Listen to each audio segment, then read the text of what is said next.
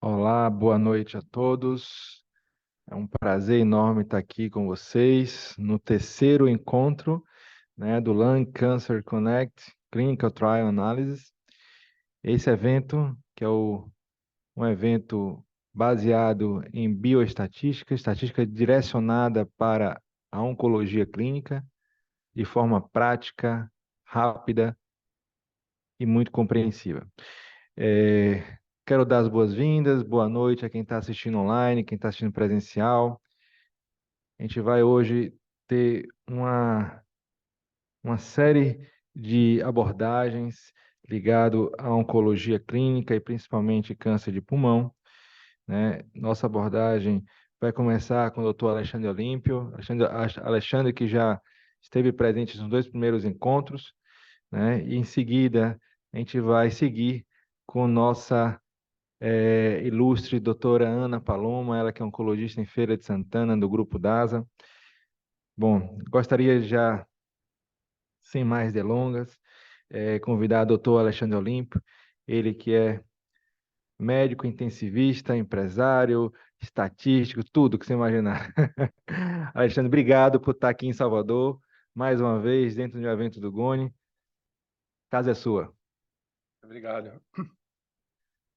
Obrigado, doutor Fernando. Muito obrigado a todos. Prazer enorme estar presencialmente aqui com vocês, para a gente dar continuidade nessa jornada de conhecimento que cada vez se torna muito importante a gente conseguir analisar adequadamente os estudos clínicos. Ainda mais quando a gente olha esse cenário da oncologia de vindo tantos e tantos novos medicamentos, muita inovação metodológica, e para que a gente possa se sentir seguro e analisar criticamente esses resultados. Vamos lá para eu passando aqui. Vamos. eu- Deixa eu ver. Tá. Deixa eu só. Foi. Bom, só para eu me apresentar rapidamente, para quem não tiver ainda a oportunidade, meu nome é Alexandre Olímpio. Como o doutor Fernando já comentou, sou médico de formação, minha formação é na área de cardiologia. Esse ano estou completando aí 24 anos de formado, mas tive uma carreira bastante heterogênea. Trabalhei muito na parte assistencialista, fui trabalhar operador de plano de saúde, fiz gestão de unidade de terapia intensiva, gestão de hospital. Trabalhei na indústria farmacêutica e atualmente há 5 anos eu trabalho na Tens, que é uma empresa focada em treinamento e desenvolvimento para todo mundo que está envolvido nesse ecossistema da saúde. Isso aqui são meus conflitos de interesse, são as empresas que em algum momento eu já fiz algum tipo de trabalho, que seja consultoria, treinamentos ou cursos. Bom, uma pergunta que é essencial é quando a gente olha os diferentes níveis de evidência que hoje a gente tem na literatura médica. E aí, dentro disso, é muito comum as pessoas não gostarem das chamadas revisões sistemáticas. Tem muitas críticas com relação às revisões sistemáticas. Então, tem gente que fala, eu não gosto de uma revisão sistemática, tem gente que gosta, mas o fato, gostando ou não, ainda as revisões sistemáticas são o melhor nível de evidência na literatura, o melhor nível de evidência científica. Mas nem todas as revisões sistemáticas são boas revisões sistemáticas. Então, a gente tem que ter capacidade de poder analisar e interpretar. Então, as revisões sistemáticas, elas são o quê? São estudos secundários. E por que elas são estudos secundários? Porque elas vão reunir estudos diferentes, que são estudos que são feitos de forma primária. E com base nisso, eles vão reunir, de uma forma geral, são estudos que têm características semelhantes. E aí, a partir desse momento, eu posso ou não fazer uma análise estatística de uma revisão sistemática. E quando eu consigo aplicar uma metodologia estatística em uma revisão sistemática, eu consigo fazer o quê? Uma meta-análise de uma revisão sistemática. Então, aqui já entra uma coisa bem conceitual. Toda meta-análise, obrigatoriamente, vai ter uma revisão sistemática por detrás dela. E nem toda revisão sistemática eu vou conseguir estar fazendo uma meta-análise. E aqui também já entra uma outra coisa bem conceitual. Meta-análise não é um tipo de estudo. O que é uma meta-análise? É uma metodologia estatística que eu aplico numa revisão sistemática. Então, isso daqui eu me lembro quando a gente teve, mais ou menos 1 ano e meio atrás, a gente teve aquela CPI da Covid, não sei se vocês se lembram, e aquela CPI da Covid, na época, todo mundo virou especialista em estudos clínicos.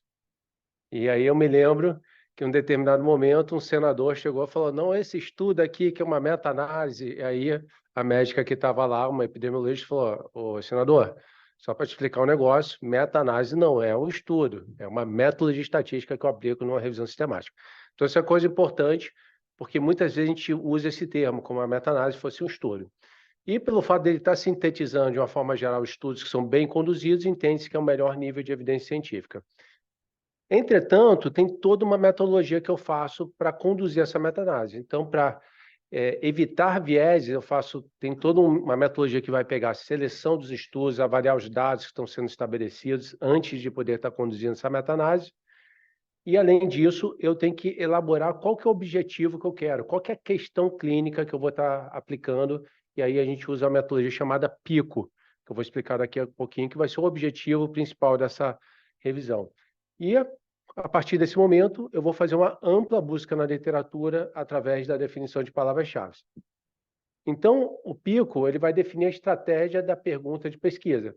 Então, o PICO, na verdade, é um acrônimo, onde tem P, que é a população, o paciente, o I, que vai ser a intervenção, o C, comparação ou controle, e o D, que, na verdade, é o O de inglês de outcome, e com base nisso, eu vou definir qual que é a pergunta que eu vou estar querendo pesquisar. Então, o PICO ele vai definir qual que é a população, aí eu posso botar a população, pacientes portadores de determinada doença, qual que é a intervenção, qual que vai ser o comparador que eu vou estar utilizando, e também os desfechos que eu vou estar avaliando especificamente. Então, aqui nesse caso, a gente consegue ver uma pergunta PICO, onde a gente vai botar paciente de 68 anos, homem, que apresenta diabetes tipo 2 e hipertensão arterial. Ele mantém controle glicêmico adequado em uso de metformina. Sua pressão arterial vem se mantendo no último ano cerca de 140/90. Em uso de losartano 2 vezes ao dia, o médico fica na dúvida se introduz um novo antihipertensivo para reduzir a pressão arterial do paciente. Então, eu posso criar aqui uma estratégia de pergunta PICO, onde eu pego P, vai ser o que? A população, o paciente, pacientes idosos, hipertensão diabética com bom controle glicêmico. O I, qual que é a intervenção? Introdução de um novo antihipertensivo visando meta de pressão arterial diastólica de 80 miligramas. O comparador, uso de antihipertensivos com meta de pressão arterial diastólica de 90. E o O, que é o outcome, que eu quero avaliar o quê? A mortalidade, acidente vascular isquêmico, encefálico ou infarto agudo do miocárdio. Então, eu faço aqui a minha pergunta de pesquisa. Em pacientes idosos hipertensos diabéticos com bom controle glicêmico, o uso do antihipertensivo para manter a pressão arterial diastólica 80 miligramas, quando comparado à manutenção da pressão arterial diastólica em 90 miligramas, reduz mortalidade e ocorrência de AVE e infarto agudo do miocárdio. Então, essa aí vai ser a minha pergunta BICO, a minha pergunta de pesquisa que vai conduzir o quê? A minha busca na literatura. Então, a partir do momento que eu faço essa revisão sistemática, uma vez que é selecionado, eu vou aplicar critérios para avaliação da qualidade metodológica daqueles estudos que eu vou estar selecionando. Essas revisões, e aí outro ponto importante, tem metodologias para você fazer revisões sistemáticas. Hoje a metodologia que ela é mais consagrada é da Cochrane, vocês já devem ter ouvido falar, porque a Cochrane ela acaba usando o quê? Apenas ensaios clínicos controlados e, na sua maioria, randomizados. Então, você garante que aqueles estudos primários sejam estudos de boa qualidade. E as revisões sistemáticas são fundamentais para processos de decisão relacionados a condutas de saúde, inclusive a adoção de tecnologia no sistema de saúde. Então, quando a gente tem aqui a Conitec, a ANS, que faz lá a revisão do seu rol, ela está sempre avaliando revisões sistemáticas ou pareceres técnicos científicos, que são chamados PTCs. Então, a gente tem uma série de fontes de pesquisa na literatura para eu buscar aqueles dados que eu fiz ali, que eu defini na revisão sistemática. Então, eu vou criar o quê? Palavras-chave e eu vou fazer essa ampla busca na literatura. Então, fontes bem conhecidas, a gente tem o Cielo, Embase, PubMed, Web of Science, Scopus, Portal CAPES. Até no Google Scholar eu posso fazer busca na literatura. E, além disso, a gente também tem outra fonte conhecida como Grey Literature, que é a literatura cinzenta, que ela serve também como uma fonte que eu posso estar buscando dados. Então, essa Grey Literature, por que a gente chama de literatura cinzenta? Porque são materiais e pesquisas que elas são produzidas em organizações fora dos canais tradicionais de publicação e distribuição. Então, assim, ele não está distribuído no PubMed, no Google Scholar, no Cielo, ele está em outras fontes e normalmente são publicações que incluem relatórios, artigos, trabalhos, documentos governamentais, white papers e também avaliações. Outra coisa super importante quando a gente fala de revisões sistemáticas e meta-análise é a utilização do chamado prisma. O que é o prisma? O prisma é uma metodologia que permite com que o autor possa assegurar toda a transparência e também o detalhamento do tipo de pesquisa que foi realizada. Então, o prisma ele tem um fluxograma que a gente usa para o quê? Para selecionar quais são os estudos que vão compor aquela chamada revisão sistemática. E aqui também já entra uma coisa super importante, porque muitas vezes as pessoas falam, um dos grandes problemas das revisões sistemáticas é que você tem muitos estudos diferentes. Isso é um fato, mas essa metodologia do Prisma, o que ele faz? Ele vai eliminando através de critérios de exclusão para garantir que os estudos que vão, de fato, fazer a parte dessa revisão sistemática são os estudos que têm um melhor desenho metodológico. Então, só para vocês verem o que a gente faz aqui, através dos critérios de inclusão e exclusão, vem um bocado de coisas dessa literatura médica, só que eu vou avaliando com base na qualidade e com o que, de fato, eu estou querendo analisar. Então, eu vou ali, vejo o que tem duplicado, removo, vejo se tem o que foi triado, se é de relevância, eu vou definir a elegibilidade com base no que eu quero estar avaliando. Então, eu vou tirando várias coisas que não estão de acordo com a qualidade metodológica e com o que eu quero, de fato, estar analisando. Aqui um exemplo de um Prisma Flow, onde foi feita uma meta-análise para avaliar a eficácia de medicamentos para fratura osteoporótica. E o que a gente pode observar? O que veio da busca na literatura? 615 estudos, 404 relatos, 211 estudos, mais 12 estudos adicionais, e ele usou uma série de critérios de exclusão dentro desse fluxo do Prisma Flow para garantir o quê? Que os estudos que vão fazer parte dessa revisão sistemática são os estudos que têm melhor qualidade metodológica. Então, o que eles fizeram aqui? 2 citações somente com abstracts. Tira fora esse negócio. Eu não quero isso daqui, porque não tem qualidade metodológica. 15 citações com estudos com desenho aberto. Eu não quero estudos com desenho aberto, eu quero estudos com cegamento. Aí ele bota aqui, 31 citações com osteoporose induzida por glicocorticoide. Eu quero ver osteoporose pós-menopáusica. Tira fora isso daqui. 14 citações com homem. Eu quero avaliar osteoporose na pós-menopausa. Então, o homem não faz parte. Então, tira. Então, ele vai limpando toda essa base e dos 615 estudos que tem aqui, somente 34 que foram elencados para fazer parte dessa revisão sistemática. Por quê? São os estudos que têm a melhor qualidade metodológica. Então, isso aqui já é uma coisa importante sempre a gente olhar quando a gente está avaliando uma revisão sistemática, se foi feito esse Prisma Flow, normalmente é feito, e quais são os critérios de exclusão que estão sendo utilizados. Então, falamos da revisão sistemática. O que seria, no caso, a meta-análise? A meta-análise é quando eu consigo aplicar uma ou mais técnicas estatísticas que permite com que eu vou conseguir o quê? Gerar outras informações daquela revisão sistemática de forma independente. Então, é um método quantitativo que permite sintetizar essas conclusões de uma revisão sistemática ou, inclusive, extrair uma nova conclusão. Então, as meta-análises elas são muito interessantes porque ela sintetiza essas conclusões, mas nem sempre uma revisão sistemática ela permite que eu faça uma meta-análise. E dentro disso tem ferramentas que são importantes. Eu não vou entrar no detalhamento, né, mas assim, a gente tem o Amistar 2, que é uma ferramenta importante para você avaliar a qualidade metodológica de uma meta-análise, onde você aplica ali 16 critérios.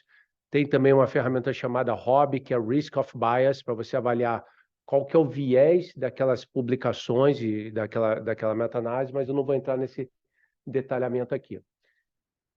As etapas para a condução de uma revisão sistemática com ou sem meta-análise são várias etapas e muitas vezes não é um processo que vai acontecer rapidamente.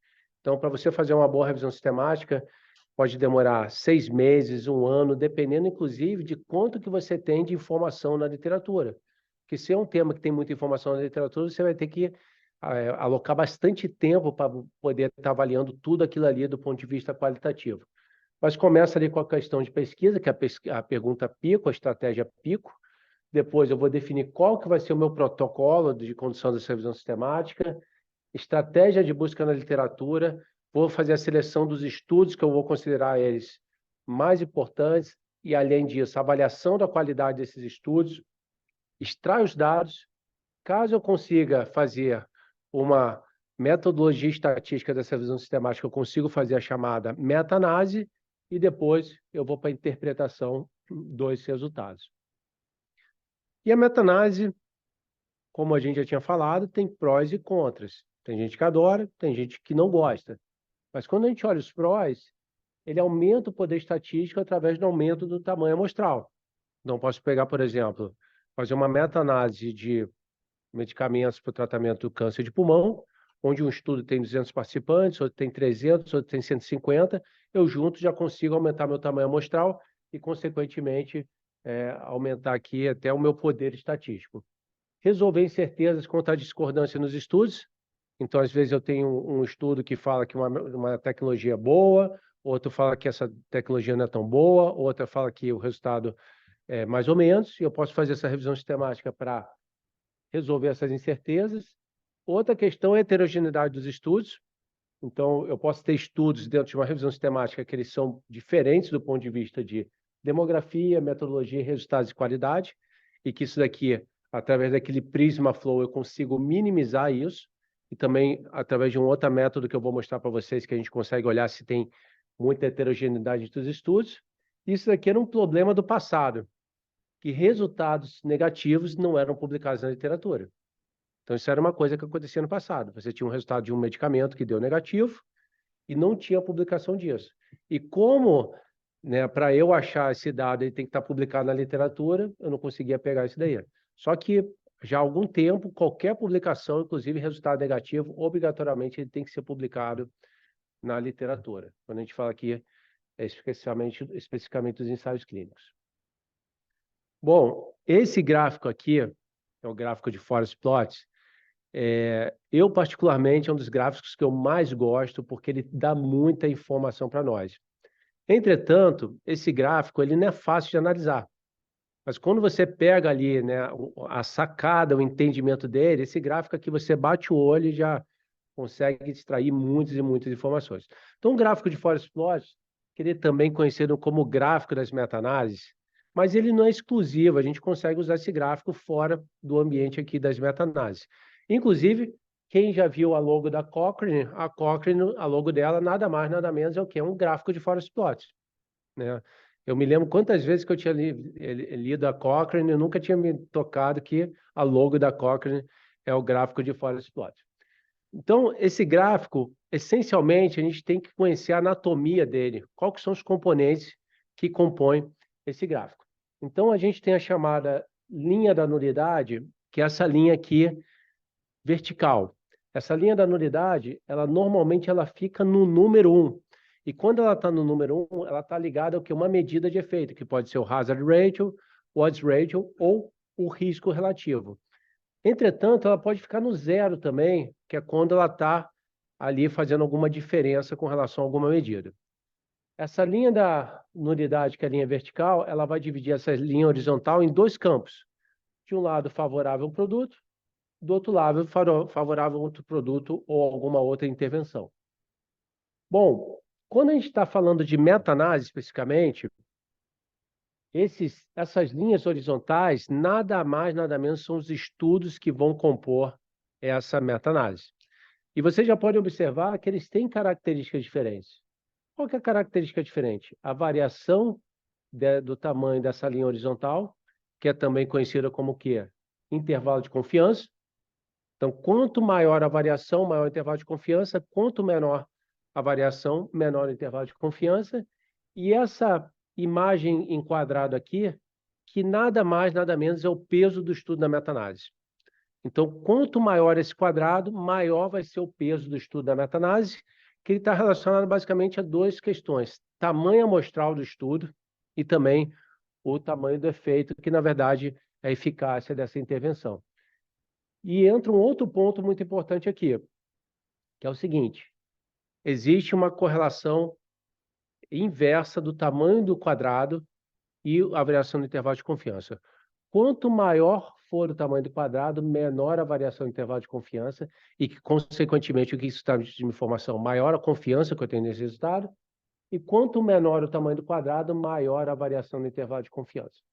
Bom, então aqui estamos falando de uma meta-análise que tem 3 estudos e temos essa imagem aqui, que quando eu me deparo com essa imagem dentro do gráfico de Florespot, entende-se que eu tenho o quê? Uma meta-análise.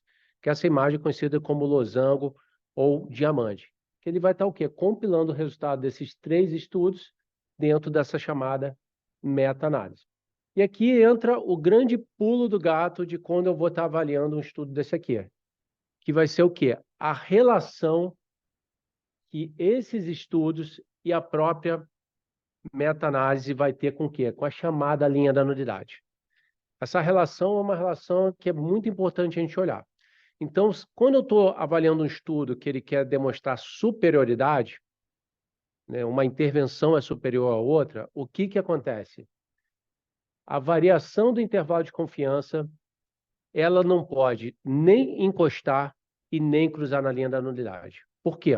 Porque quando isso aqui acontece, vai anular a chamada significância estatística. Ou, em outras palavras, o p-valor vai ser maior ou igual a 0,05. Mas quando o intervalo de confiança ele não encosta e nem cruza na linha da nulidade, eu já sei que alcançou a significância estatística essa intervenção e o p-valor vai ser menor do que 0,05.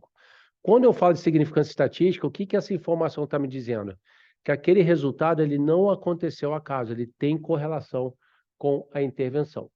Então, o que que nós observamos aqui? Que esses 3 estudos, eles estão favoráveis ao produto Y, que eles estão para esse lado da linha da nulidade. Só que esses 3 estudos, o que que nós observamos? 2 deles aconteceu uma coisa ali. O que que aconteceu? Esse encostou na linha da nulidade e esse outro aqui cruzou a linha da nulidade, que é o número 1. E quando isso aqui acontece, eu já sei que o p-valor aqui ele é maior ou igual a 0,05, não alcançou significância estatística. Então, esse resultado ele aconteceu simplesmente ao acaso. Esses 2 estudos falam que é favorável ao produto Y, mas aconteceu simplesmente ao acaso. Entretanto, esse outro, o que que aconteceu? Ele é favorável ao produto Y e não encosta e nem cruza na linha da nulidade. Então, aqui eu já sei que o p-valor vai ser menor do que 0,05 e esse resultado ele tem sim correlação com a intervenção com esse produto aqui. Então, esse aqui é o grande pulo do gato que a gente tem quando olha esse gráfico de forest plot, que é a chamada linha da nulidade. Quando a gente avalia estudos de superioridade. Quando eu vou avaliar um estudo de não inferioridade, a linha da nulidade ela não se torna mais a referência. O que que vai se tornar a referência? A chamada margem de não inferioridade, que seria uma outra linha que eu traçaria aqui. Que eu ia definir uma margem de não inferioridade e ela seria, sim, a minha referência. Ou seja, em estudos de não inferioridade, o cruzamento da linha de nulidade pode acontecer normalmente. Não pode acontecer, a gente não espera que aconteça nos estudos que a gente quer avaliar a superioridade. E o que que acontece aqui com a meta-análise, que é o compilado desses estudos? Ela não cruza e nem encosta a linha da nulidade.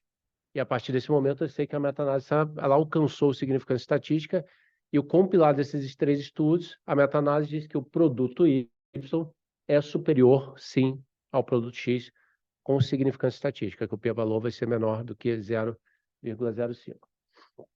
Bom, vamos, só para a gente reforçar esse conhecimento, dar mais uma olhadinha no gráfico de forest plot. Então, só para lembrar aqui a anatomia dele, linha da nulidade que normalmente está no número 1, de um lado favorável ao produto Y, do outro lado favorável ao produto X. Aqui um exemplo mais 3 estudos. E aí o que que a gente observa nesses 3 estudos?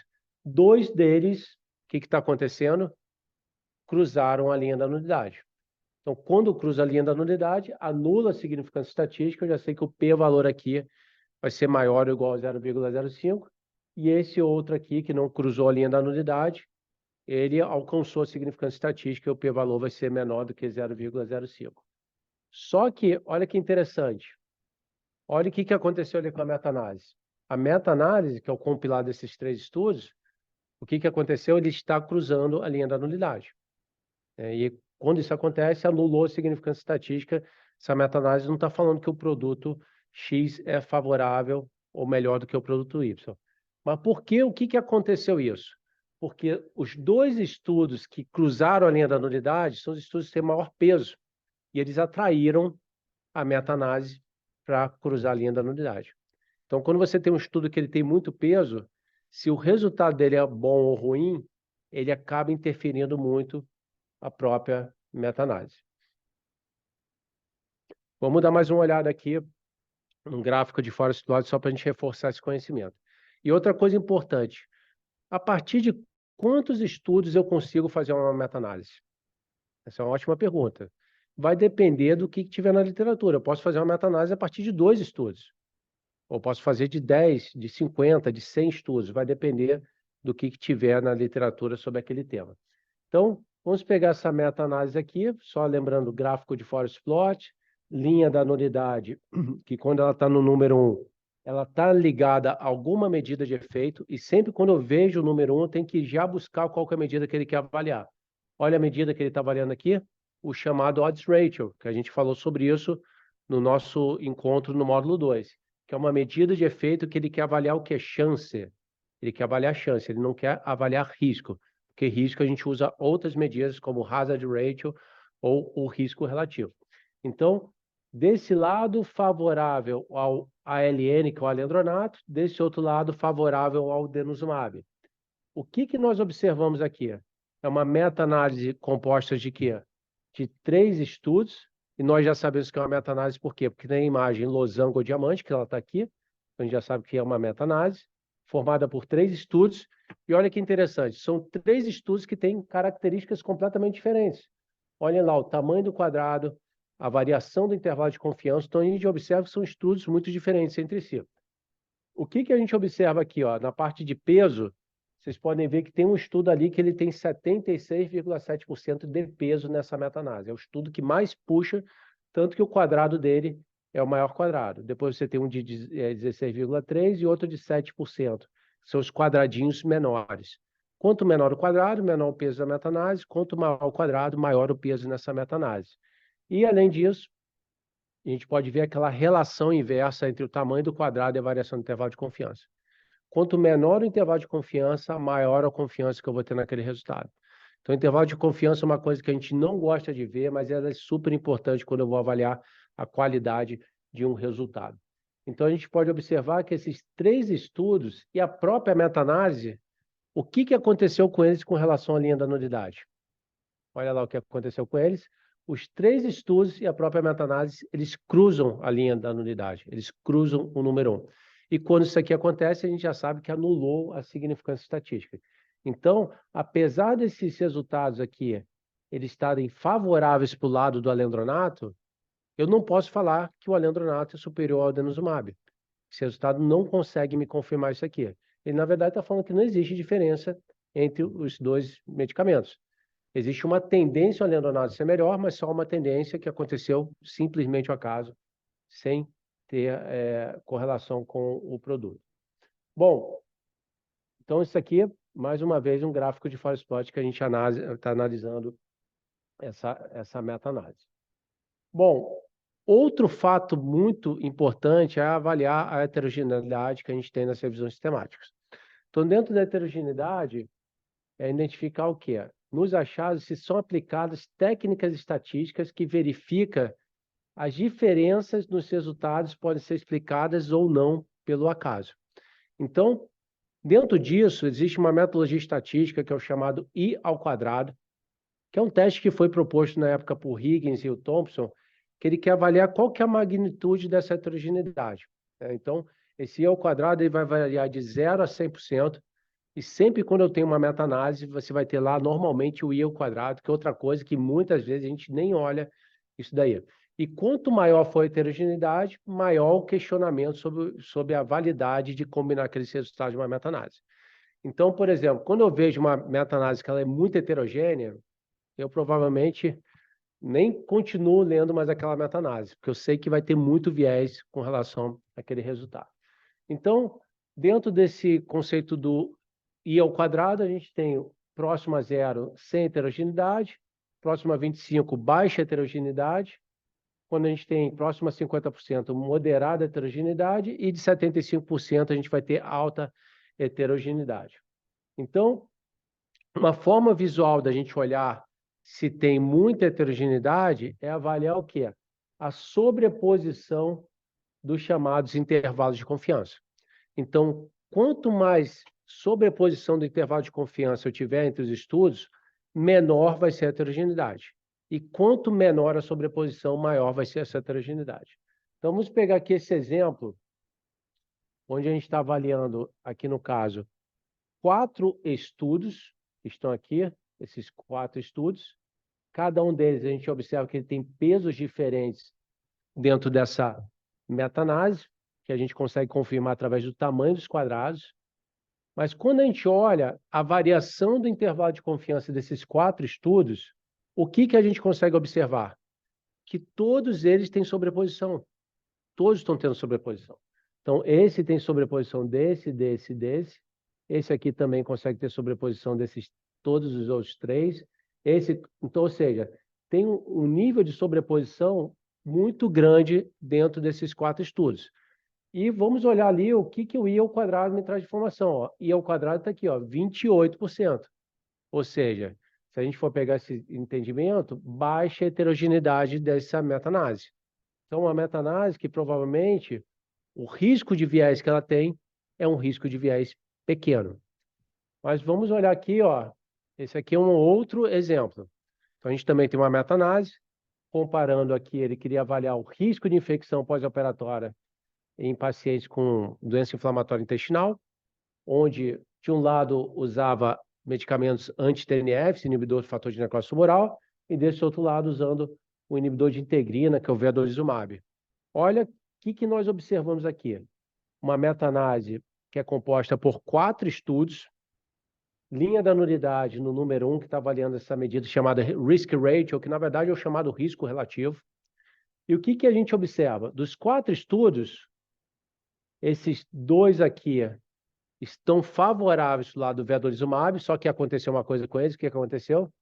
Cruzou a linha da nulidade, anulou a significância estatística. Eu não posso falar que o vedolizumab é superior ao anti-TNF com relação a esse desfecho. Ele tem uma tendência a ser melhor, mas não alcançou significância estatística. Esse outro aqui é favorável ao vedolizumab, não cruzou a linha da nulidade. Então aqui eu já sei que o p-valor vai ser menor do que 0,05, alcançou significância estatística. Só que ele tem uma questão aqui. Olha a variação do intervalo de confiança dele. É maior. E quando a variação do intervalo de confiança é maior, significa que a confiança que eu tenho nesse resultado não é tão boa. Mas do outro lado, o que nós observamos? Que tem um estudo aqui que ele fala que o anti-TNF, inclusive, é favorável ao vedolizumab. Então, quando a gente pega esses 4 estudos aqui e a gente faz essa avaliação do I ao quadrado para avaliar a heterogeneidade, o que a gente tem que observar? A sobreposição dos intervalos de confiança. E o que nós observamos aqui? Ó? Esse daqui, que está favorável ao anti-TNF, ele não faz sobreposição com nenhum outro intervalo de confiança. Esses outros aqui também não fazem com esse. Então, quando a gente vai pegar a medida do I ao quadrado, ó, quanto é que deu? 88% I ao quadrado. Ou seja, está falando que o resultado aqui é muito heterogêneo. Então, se eu for falar do risco de viés dessa análise, acaba sendo um risco de viés grande. Então, olhar o I ao quadrado é sempre muito importante, mas independente de olhar o I ao quadrado, o que eu tenho que observar? A sobreposição do intervalo de confiança. Quando você tem muitos estudos, um de um lado, um do outro, você já pode ter certeza que a heterogeneidade vai ser alta desses estudos. Bom, como eu falei, o gráfico de forest plot, ele é conhecido como gráfico de meta-análise, mas ele serve também para eu avaliar um único estudo. Ele não é obrigatório somente das meta-análises. Então, esse aqui é um estudo que está sendo avaliado um medicamento, que na verdade é o chamado perindopril, inibidor da enzima de conversão, e aí ele está comparando perindopril versus placebo. Então, desse lado aqui, que tem poucas linhas, é o placebo, do outro lado é o perindopril, e ele está avaliando, dentro desse gráfico de forest plot, somente um estudo. E o que ele observa aqui? Subgrupos de pacientes que participaram desse estudo. Então, nós já podemos observar que esse gráfico, ele é um gráfico de meta-análise? Só de olhar ele graficamente? Não, porque cada imagem em losango ou diamante não está aqui. Então, como essa imagem não está aqui, eu já sei que não se trata de uma meta-análise. Ele está avaliando, basicamente, subgrupos de um único estudo. Quando eu tenho esse gráfico aqui, que ele avalia um único estudo, qual que é a informação que ele vai me trazer? A principal informação. Perfil de paciente melhor respondedor àquele medicamento. É essa informação que ele vai me trazer. Então, por exemplo, na oncologia, esse gráfico aqui ele é muito útil, porque você pode olhar dentro de um estudo, tem um paciente para câncer de pulmão. Mas será que esse medicamento ele vai responder adequadamente para todos os pacientes? Não. Você vai ter um subgrupo de pacientes que vai responder melhor. E que, inclusive, isso daqui é muito bom quando a gente vai querer começar a usar o medicamento. E por quê? Porque aí eu posso falar também como médico. Uma das coisas mais difíceis para você, para o médico, é ele mudar o chamado hábito prescritivo. Por quê? Porque o hábito prescritivo é uma coisa que ele já está acostumado a fazer. Quando você pega a mão com medicamentos, fala, esse medicamento que eu uso dá certo e eu quero usar ele aqui, porque eu tenho uma boa experiência. Para você mudar o hábito prescritivo, normalmente o médico ele tem que falar por que eu tenho que mudar o que já está dando certo. E às vezes ele fica na dúvida se ele tem que mudar ou não aquele hábito. Então, quando ele consegue, por exemplo, definir o perfil do paciente que pode se beneficiar mais com uma mudança de hábito prescritivo, ele provavelmente vai ter uma melhor experiência com esse medicamento. E esse gráfico traz essa informação. Então, vamos pegar aqui só para a gente lembrar. Linha da nulidade que está no número 1, a medida que ele está avaliando é chamada hazard ratio, que é uma medida que avalia risco. Mas vamos olhar aqui, ó, lá em cima, que está homens e mulheres. Quem são os pacientes que respondem melhor aqui? Homens ou mulheres para esse medicamento perindopril? Quem que responde melhor? Os homens. Por quê? Olha o que acontece ali com as mulheres. Cruzou a linha da nulidade. Aí alguém vai falar, mas vem cá, a mulher não responde? Responde, mas responde pior do que o homem. O homem responde melhor. Idade. Menor do que 55 anos ou maior do que 55 anos? Quem responde melhor? Os menores do que 55 anos. Que é o que aconteceu? Não cruzou a linha da nulidade. Ele está mais afastado. Então, esse é o perfil que mais responde. E aí depois ele vai trazendo uma série de outros. Quem já teve infarto prévio, quem já fez cirurgia de revascularização não fez, não tem diferenças. Pessoas que não são hipertensas são quem responde melhor. Não diabéticos é quem responde melhor. Quem não usa medicamentos redutores de colesterol, quem usa beta-bloqueadores e quem não usa bloqueadores de canal de cálcio. Então, se a gente for pegar aqui, ele define quem que é o perfil do paciente que vai melhor responder com esse medicamento. Pacientes homens, menores do que 55 anos, que já tiveram infarto prévio, não são hipertensos, não são diabéticos, não usam redutor de colesterol, usam beta-bloqueadores e não usam bloqueadores de canal de cálcio. Esse é o perfil de paciente melhor respondedor. Os outros não respondem, mas respondem pior. Então, quando nós médicos queremos começar com o medicamento, para você garantir uma probabilidade de ter melhores resultados, é escolher o perfil de paciente melhor respondedor. Que a partir do momento que você começa a pegar um perfil ali que responde melhor, você começa a ter uma experiência com aquele perfil e, consequentemente, depois você consegue ampliar para outros perfis de pacientes. Bom, vamos falar dessas chamadas meta-análise de rede ou network meta-análise, que isso aqui também é outro tipo de análise que a gente faz, de estudos, que muitas vezes geram um certo confundimento. Então, as meta-análises de rede, elas são o quê? Uma metodologia de meta-análise que ela compara 3 ou mais intervenções simultaneamente dentro de uma única análise, fazendo o quê? Comparações diretas e comparações indiretas. Então, aqui a gente já tem que ter um determinado cuidado. Por quê? Porque eu vou estar fazendo aqui comparações indiretas entre 2 medicamentos. E essas meta-análises têm sua importância, por quê? Porque ninguém fica fazendo estudo head-to-head, cabeça a cabeça, com todos os seus concorrentes.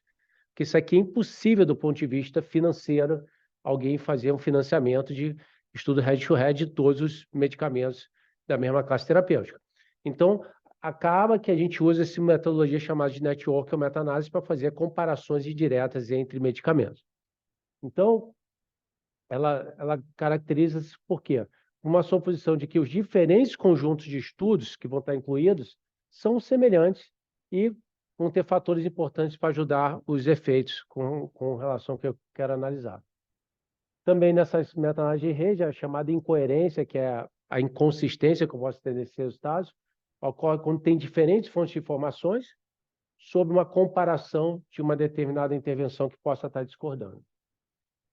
E por que que a gente chama de meta-análise de rede ou network meta-análise? Por esse motivo, porque ele vai formar uma rede de comparações entre os diferentes estudos. Então, vamos pegar esse exemplo aqui. Eu tenho 2 estudos que vão fazer comparações diretas entre o medicamento A e B, uma comparação direta, e o B e o C. São estudos conduzidos de forma independente, comparando A e B e C. Entretanto, a gente vai ter aqui o quê? Um comparador comum que vai ser o B. O B vai ser o comparador comum para o C e para o A. Então, eu posso fazer o quê? Uma comparação indireta entre o A e o C. E aí eu formo aqui uma rede de comparações entre esses 3 medicamentos. Por isso que a gente chama de meta-análise de rede, né? Então, e aqui também tem uma outra forma que eu posso fazer comparações, né? Comparações que eu vou criando outras redes com outros produtos, outras intervenções, e aí eu vou ampliando a minha rede de comparações. Dentro dessas metodologias, a gente tem 2 que são as mais utilizadas, que é o chamado ITC, que é o ITC, que é o Indirect Treatment Comparison, e tem essa outra que é o MIC, que é o Match Adjusted Indirect Comparison, que são 2 metodologias diferentes que acabam sendo utilizadas. Essa chamada MAIC, que é o Matching Adjusted Indirect Comparison, acaba com uma metodologia que ela tem menos viés de análise, porque ela permite eu fazer um ajuste para poder fazer essa comparação. Então, entra outra questão, né? Sempre quando eu estiver olhando essas meta-análises de rede, eu tenho que olhar qual que é a metodologia que está sendo usada, o ITC ou essa outra que é o MAIC. Então, aqui um exemplo de uma Matching Adjusted Indirect Comparison, pegando aqui medicamentos inibidores da interleucina. Então, o que que eles fizeram? Eles pegaram aqui, a gente tem 3 medicamentos, o benralizumab, o mepolizumab, que estão sendo comparados diretamente no estudo, e o benralizumab e o reslizumab no outro estudo. Então, o que nós temos aqui? Nós temos como comparador comum o placebo, que é o comparador comum para todos esses medicamentos aqui.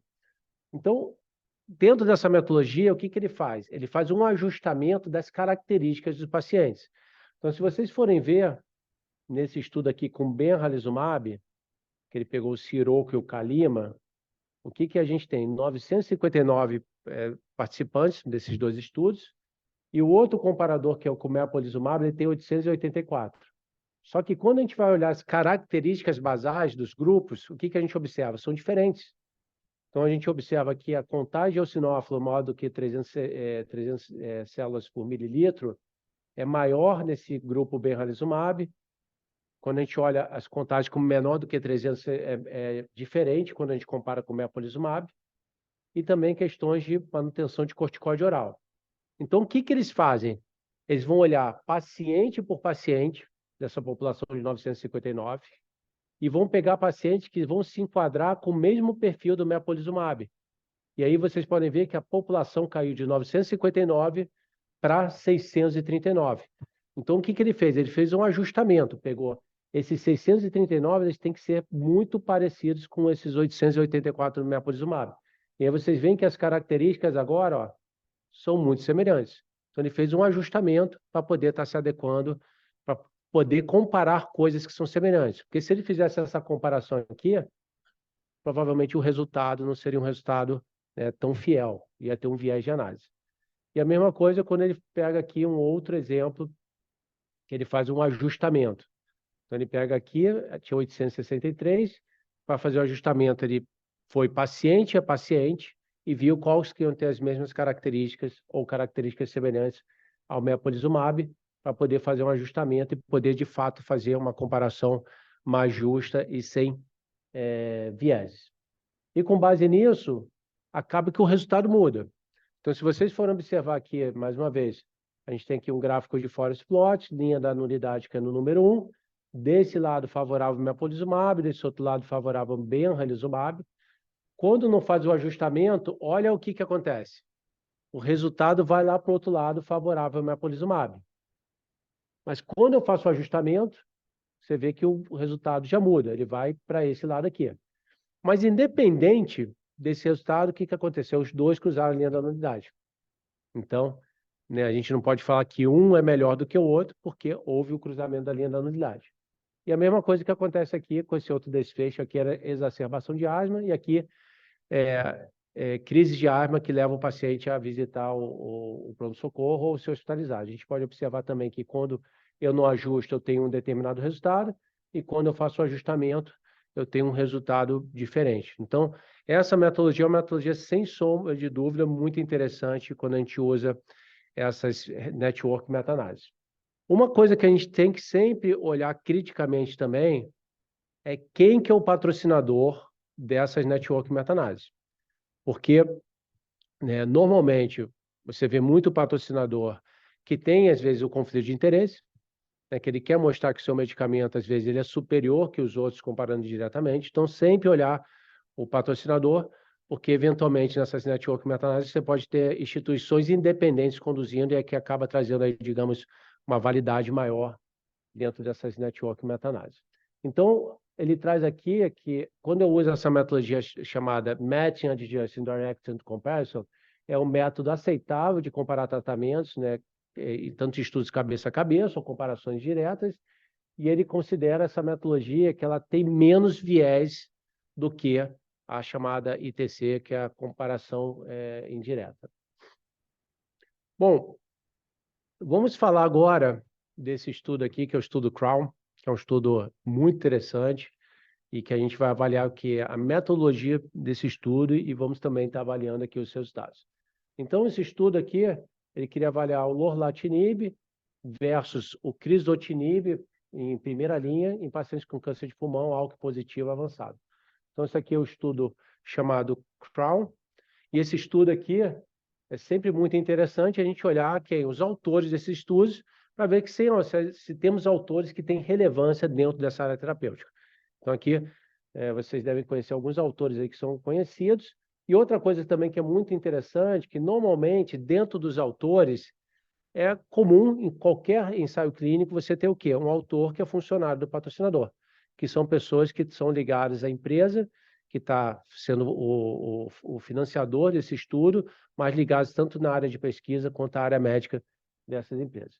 Então, o lorlatinib é um inibidor de terceira geração, né, do ALK, e ele tem um resultado, esse estudo aqui para câncer de pulmão de não pequenas células, ALK positivo, e queria avaliar o que? A eficácia do lorlatinib quando comparado com o crizotinib. Então, já começa a primeira questão. Esse é um estudo cabeça a cabeça. Ele está comparando diretamente duas intervenções. Medicamento de terceira geração versus medicamento de primeira geração. E quando a gente está avaliando estudos cabeça a cabeça, qual que é a pergunta que nós temos que fazer obrigatoriamente? Se esse estudo quer avaliar superioridade ou se quer avaliar não inferioridade.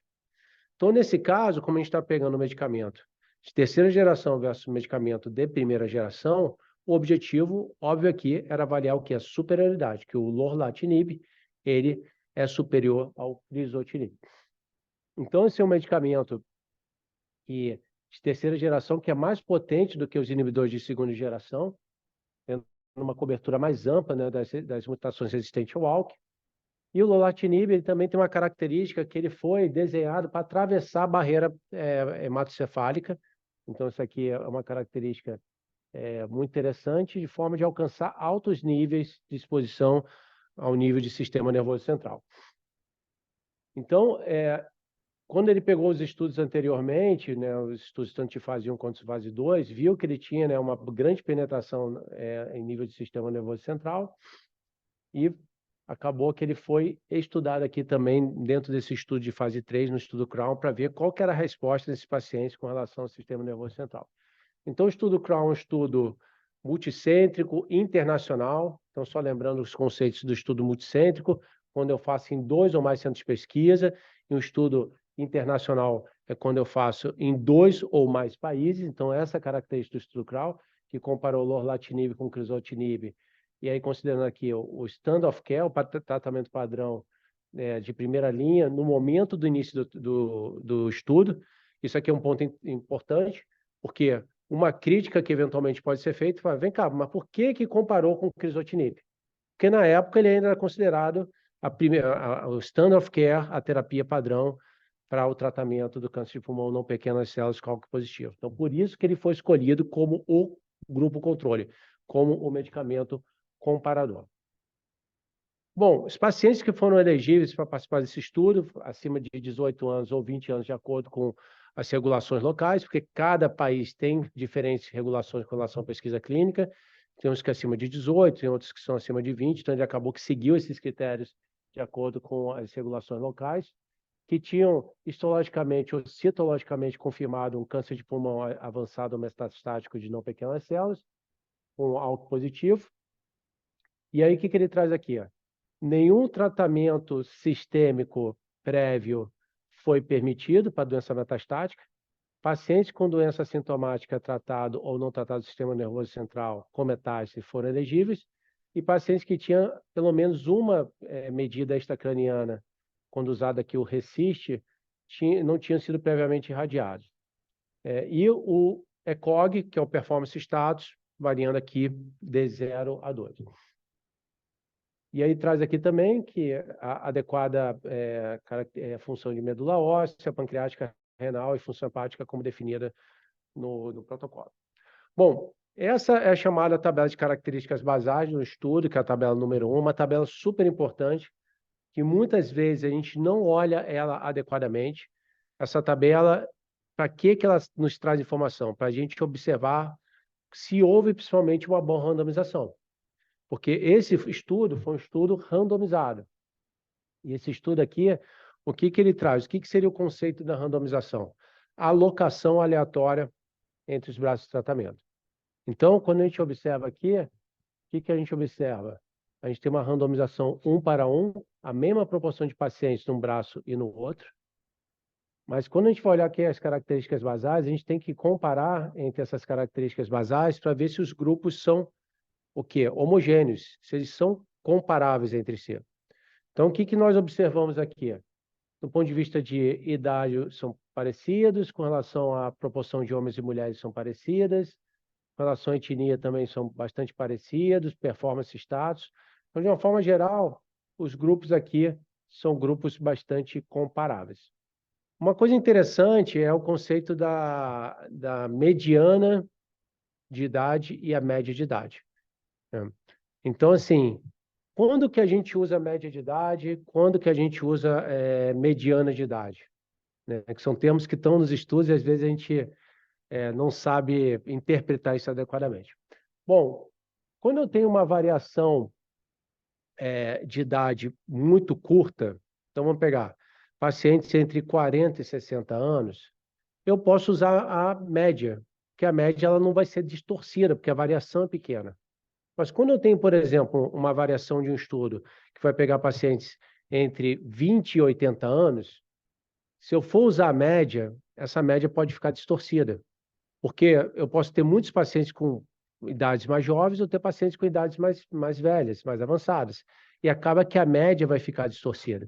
Então, quando eu tenho muita variação entre números, a medida chamada mediana é a melhor medida. E por que ela é a melhor medida? O que a gente entende por mediana? A mediana, ela vai ser o número central. Então, quando eu tenho entre 20 e 80 anos, um exemplo, e eu tenho a mediana de 40 anos, o que significa? O 40 anos é o número central. Eu vou ter 50% dos participantes abaixo de 40 anos e 50% dos participantes acima de 40 anos. Então, a mediana ela acaba que não é distorcida quando eu tenho essa grande variação de números, tá? Então, sempre quando vocês tiverem isso daí, olha, vem cá, tá valendo uma média ou uma mediana, que são coisas diferentes, né? São coisas diferentes.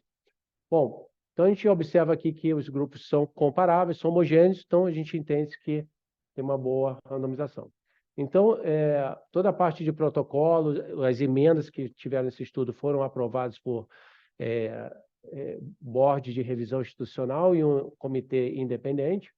Toda a parte que envolve as boas práticas de pesquisa clínica são obrigatórias, que são a declaração de Helsinki para conduzir um protocolo de pesquisa, ou seja, tem que ter toda uma aprovação dentro de um fluxo de ética em pesquisa. Então, aqui no Brasil, a gente tem 2 fluxos de aprovação regulatória de protocolos de pesquisa, que é um fluxo que passa pela Anvisa, que é o fluxo regulatório, e o fluxo que passa pelo sistema CEP-CONEP, que avalia toda a parte de ética em pesquisa. Então, fala que os dados foram coletados pelos investigadores, analisados pelo patrocinador, todos os autores interpretaram os dados, fizeram suas contribuições com relação ao manuscrito que foi feito desse estudo. Então, esse estudo foi um estudo randomizado. A randomização, só lembrando esse conceito, a alocação aleatória entre os braços de tratamento, tanto lorlatinib quanto crizotinib, não houve escolha nem do participante, nem do investigador, a alocação foi totalmente aleatória para receber lorlatinib na dose 100 mg diário ou crizotinib oral na dose 250 mg 2 vezes ao dia. Essa randomização ela foi também estratificada através de qual critério? Eles fizeram uma estratificação de acordo com a presença de metástase cerebral, sim ou não, e também grupo étnico asiático ou não asiático. E, de acordo com o protocolo, o crossover entre os grupos de tratamento não seria permitido. O que seria o crossover? O paciente que está no braço lorlatinib migrar para crizotinib ou vice-versa. Isso não era permitido dentro desse protocolo, que é uma coisa também importante da gente entender. O desfecho primário desse estudo era qual o desfecho? Sobrevida livre de progressão, que é o PFS, que é o Progression Free Survival. E qual que é o entendimento do sobrevida livre de progressão? Você ter progressão da doença ou morte por qualquer causa. Um ou outro. Se tiver um ou outro, a gente entende que esse paciente alcançou esse desfecho chamado sobrevida livre de progressão, que era definido pela uma progressão de acordo com o RECIST, como determinada aqui pelo comitê independente que estava avaliando. Ou morte de qualquer causa, que ele já coloca aqui. E os desfechos secundários incluíam sobrevida de progressão avaliada pelo investigador, porque no desfecho primário era avaliado pelo comitê independente, que isso aqui traz também robustez para o estudo, porque quando eu tenho um comitê independente que está avaliando fora do ambiente de investigadores, ele traz mais seriedade para a avaliação. Então, sempre quando temos comitês independentes, é algo extremamente positivo. Então, como desfecho secundário, ele bota PFS avaliado pelo investigador secundário, sobrevida global, taxa de resposta objetiva, resposta objetiva intracraniana e segurança. E o tratamento continua até independentemente avaliado a progressão de doença de acordo com o RECIT, morte, retirada de consentimento ou efeitos tóxicos considerados inaceitáveis. Bom, então, quando ele traz aqui do ponto de vista de análise estatística, o que ele traz de informação para nós? Então, foi planejado, após aproximadamente 75% dos participantes terem eventos esperados de progressão de doença ou morte, que tem sido observado. Então, ele coloca isso aí na parte de análise estatística. O tamanho da amostra foi a duração mediana da progressão, da sobrevida de progressão de 18 meses no lorlatinib e 11 meses no grupo crizotinib. E essa análise estatística permitia que esse estudo tinha 90% de poder estatístico para comprovar a sua hipótese. Ou seja, tem um alto poder estatístico esse estudo aqui, tá? Na faixa aqui de 90%. Bom, a eficácia primária foi medida na população intention to treat. Isso aqui a gente falou sobre essa questão no nosso módulo 1 ou 2. Por que isso aqui é importante eu saber qual que é a população que está sendo avaliado o estudo? A gente tem basicamente 3 populações que a gente tem que definir. Intention to treat, intenção de tratar, modified intention to treat ou a chamada per protocol. Só que ele já fala aqui, ó, as análises estatísticas serão feitas pela população chamada intention to treat, que inclui todos os pacientes que sofreram randomização. Então, o intention to treat, uma vez randomizado, sempre analisado. Então, vamos entender isso daqui. Então, eu tenho 296 pacientes que sofreram randomização. Desses 296, o que aconteceu? 149 foram receber lorlatinib e 147 receberam crizotinib. Então, essa foi feita a minha randomização. Como a população intention to treat é aquela, uma vez randomizado, sempre analisado, o que a gente entende? Ao final do estudo, eu vou ter que avaliar todos os 149 que foram randomizados para Lorla e todos os 147 que foram randomizados para crizotinib, porque essa é a população de análise de eficácia. Aí, o que acontece aqui? Dos 149 que receberam Lorla, 149 de fato receberam o medicamento, pelo menos uma dose. Aí, durante o caminho, várias coisas durante o andamento do estudo aconteceram. 46 descontinuaram, 26 tiveram progressão de doença, 10 por eventos adversos, 4 retiraram o consentimento e 6 morreram. Aqui no braço do crizotinib, dos 147 que foram randomizados, olha o que aconteceu. 5 não receberam o tratamento. Após a randomização, não receberam nenhuma dose. Mas, independente disso, esses 147 vão ser analisados lá no final. E aí, como é que eu faço essa mágica aqui? Como é que eu vou analisar alguém que nem recebeu o medicamento? Aí eu vou usar, dentro dessa metodologia do Intention to Treat, uma metodologia também chamada LOCF, que é o Last Observation Carried Forward, que é o quê? Eu vou pegar a última observação que eu tive desse paciente, ele podia estar bem, podia estar mal, e vou levar lá para o final para avaliar a questão com relação à eficácia. Bom, do lado do criso, 111 descontinuaram o tratamento. Os motivos aqui, 83 tiveram progressão de doença, 12 eventos adversos, 8 retiraram o consentimento, 4 morreram, 3 tiveram deterioração global do status de saúde e 1 por outras razões. Então, esse aqui foi o fluxograma que definiu como é que a gente ia avaliar as questões de eficácia, população intention to treat, e também, quando a gente vai avaliar a segurança, para a gente avaliar a segurança, a gente tem que avaliar a segurança especificamente em quem? Quem usou pelo menos uma dose de produto. Então, a segurança no braço lorlatinib, a gente vai avaliar nos 149, que desses 149 todos tomaram pelo menos uma dose. No braço crizotinib, eu posso avaliar a segurança em 147? Não, porque desses 147 teve 5 que não receberam. Então, eu só vou avaliar a segurança em 142 no braço do crizotinib. Bom, os resultados foram avaliados de maio de 2017 até fevereiro de 2019, total de 296 participantes. E aqui também já entra uma outra coisa importante que a gente tem que falar. Esse estudo tem uma amostra pequena? Não tem uma amostra pequena. Se a gente for considerar a prevalência dessa doença, é um estudo que tem um tamanho amostral que o mais importante é a gente saber qual que é o poder estatístico que esse tamanho amostral vai trazer. E a gente viu que, apesar de eu ter 294 participantes, 296 participantes, esse estudo ele permite eu ter 90% de poder estatístico. Então, a gente não está falando de um estudo pequeno. O tamanho amostral dele permite com que a gente esteja comprovando a hipótese que está sendo testada. Tá? E sempre a gente tem que olhar qual que é o poder estatístico que a gente viu que está na faixa de 90%. Então, foi feito em 1.423 países que sofreram essa randomização. E aqui já fala que aqueles 5 pacientes do crizotinib que não receberam tratamentos, mas que foram incluídos na população intention to treat.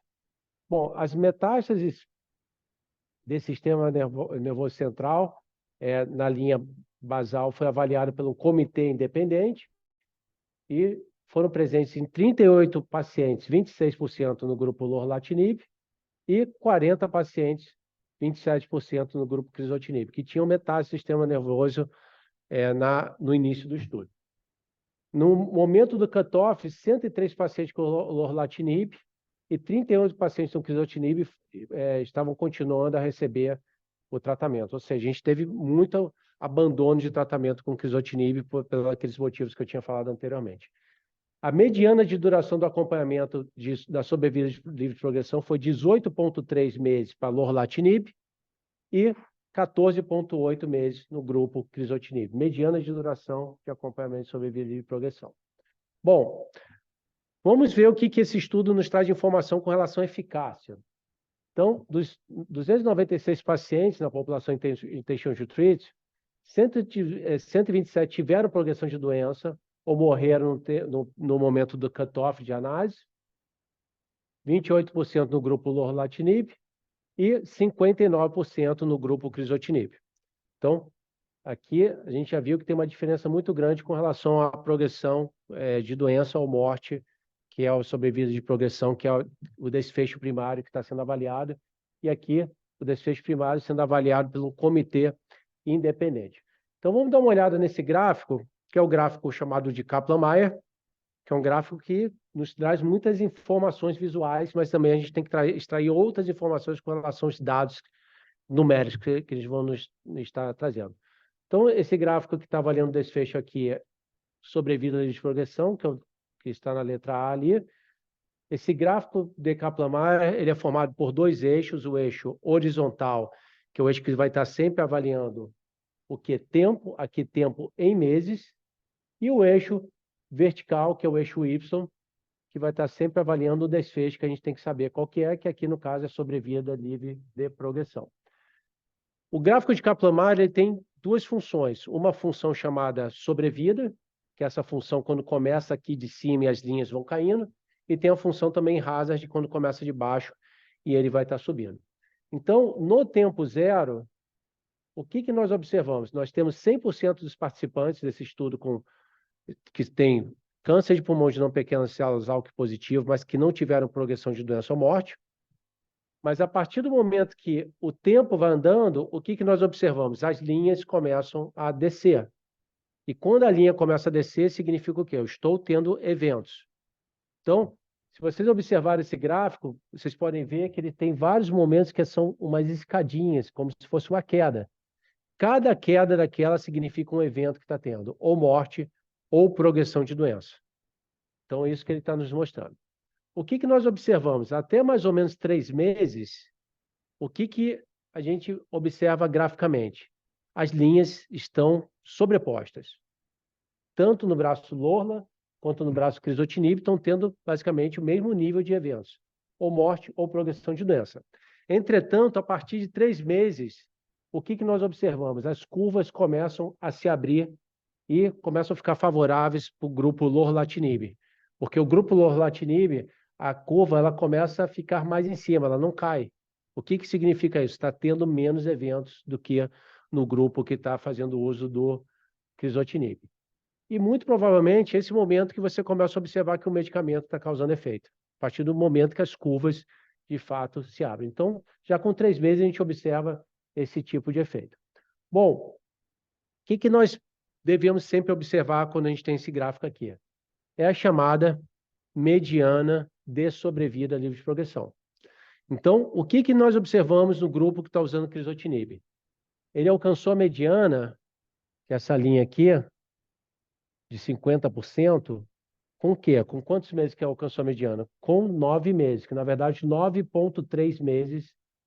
Quem está usando Crizotinib, 50% dos participantes tiveram progressão de doença ou morte, com 9,3 meses. Quando a gente vai olhar o grupo Lorlatinib, o que nós observamos? Durante o período de acompanhamento, eles não alcançaram a mediana, durante esse período de acompanhamento. E outra coisa muito interessante é que a gente observa também esse platô que se formou aqui, né? A partir desse período que você vê que não teve mais uma evolução de progressão de doença, tá? Então, a gente pode observar que Lorlatinib, durante o período de acompanhamento, não teve o atingimento dessa mediana, que é um dado, com certeza, muito interessante. Bom, quando a gente olha com 12 semanas, vocês podem observar também que os pacientes com Crizotinib, eles tiveram também, né, continuando tendo progressão de doença, enquanto o Lorlatinib ele teve um nível baixo aqui de progressão de doença. Bom, mas só esse dado sozinho, graficamente, a gente não pode olhar ele assim. O que a gente tem que ver? O chamado Hazard Ratio, que é uma medida que quer avaliar o que? Risco. Então, o Hazard Ratio para sobrevida livre de progressão deu 0,28. O que esse Hazard Ratio me traz de informação quando eu vou traduzir ele?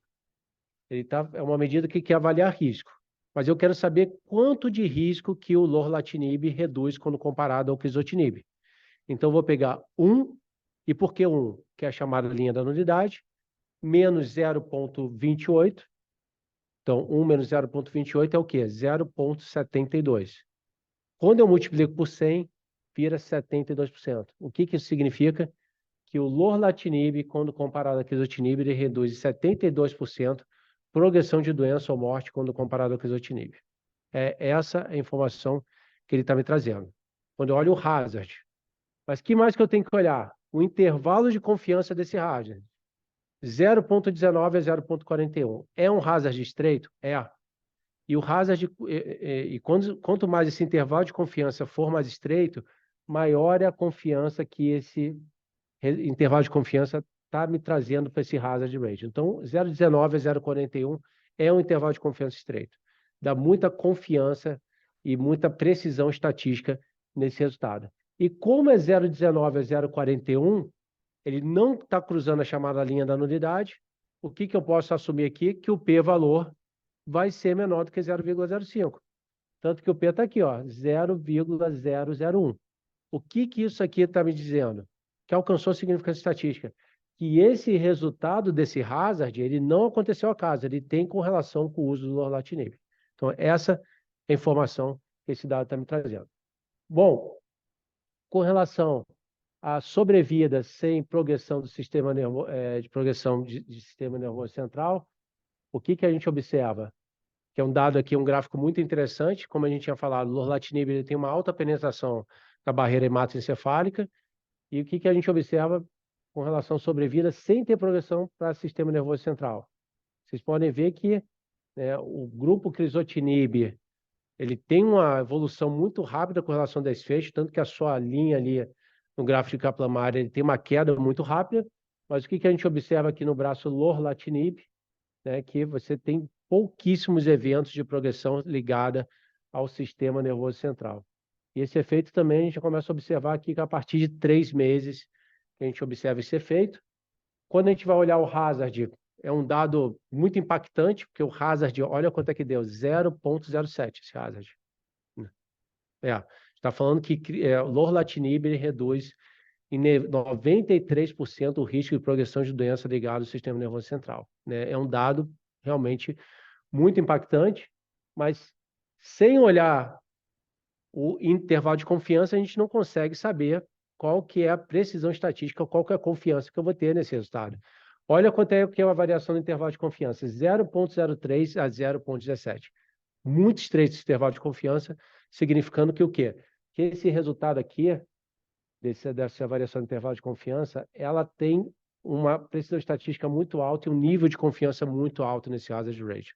Então, esse hazard, ele realmente é um hazard que ele traz uma relevância muito grande com relação a esse dado, e como a gente já sabe que não cruzou o número 1, esse p-valor ele é menor do que 0,05, alcançando bastante significância estatística.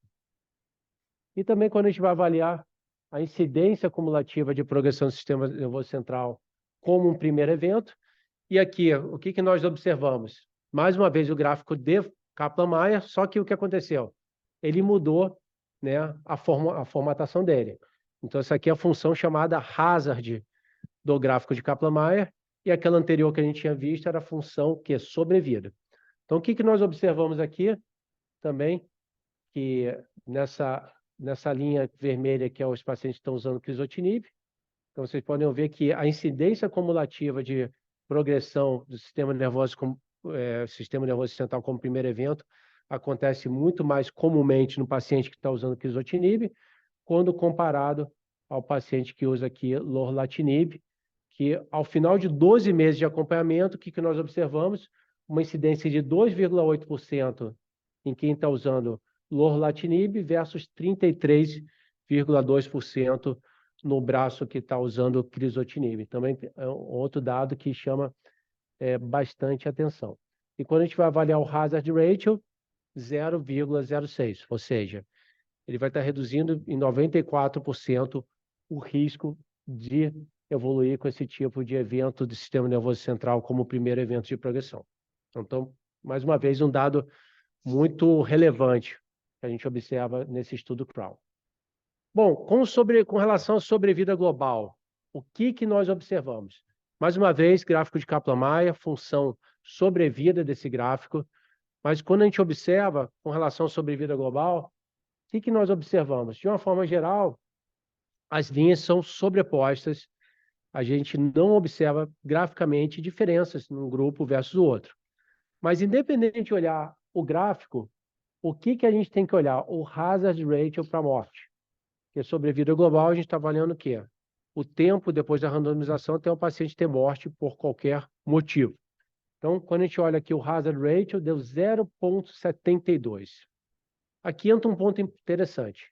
Eu posso pegar esse hazard ratio, pegar 1 menos 0,72, que dá 0,28, multiplicar por 100 e falar que o lorlatinib reduz em 28% o risco de morte? Não posso falar isso. Sabe por quê? Olha o que aconteceu com a variação do intervalo de confiança. 0,41 a 1,25. O que aconteceu aqui? Cruzou o número 1, a linha da nulidade. Quando isso aqui acontece, anula a significância estatística. Esse resultado, em nenhum momento eu posso falar que o lorlatinib reduz o risco de morte quando comparado a crizotinib, porque ele anulou a significância estatística. Esse resultado aconteceu simplesmente ao acaso, ele não tem correlação com a intervenção, tá? Então, mais uma vez, eu quero mostrar para vocês a importância do intervalo de confiança. Temos que olhar o intervalo de confiança dos estudos. Bom, com relação a eventos adversos, sempre é muito importante todos os medicamentos a gente olhar os eventos adversos deles, e a gente sabe que, de uma forma geral, na área de oncologia, os medicamentos causam eventos adversos, tanto num braço quanto no outro. Então, o que a gente observa aqui? Que 100% dos pacientes, né, num braço ou no outro, tiveram eventos adversos e diferentes eventos adversos. Então, a gente observa aqui que no grupo que usou lorlatinib, a gente observou um aumento de hipercolesterolemia e hipertrigliceridemia quando comparado ao crizotinib. Também um pouco aumento de edema, que consequentemente trouxe um aumento de peso. A gente observa também com relação a polineuropatia e efeitos cognitivos, mas quando a gente vai olhar diarreia, crizotinib teve mais diarreia, fadiga também, distúrbios visuais, alterações tanto de TGO, TGP, o grupo crizotinib, ele traz uma elevação com relação a isso. Com relação a efeitos de humor, a gente observa também o lorlatinib com o aumento desses eventos. Náuseas, vômitos, hiperlipidemia. Náuseas e vômitos, a gente observa aumento no braço crizotinib, hiperlipidemia em quem está usando lorlatinib, diminuição de apetite e bradicardia no grupo que usa crizotinib. O que isso aqui é super importante sempre quando a gente olha eficácia e segurança? É o conceito do benefício clínico líquido, que é o Net Clinical Benefit. Porque sempre quando a gente bota nessa balança, a gente tem que saber, os benefícios que os medicamentos vai trazer versus potenciais eventos adversos, se aquela balança ela é favorável para um lado ou para o outro.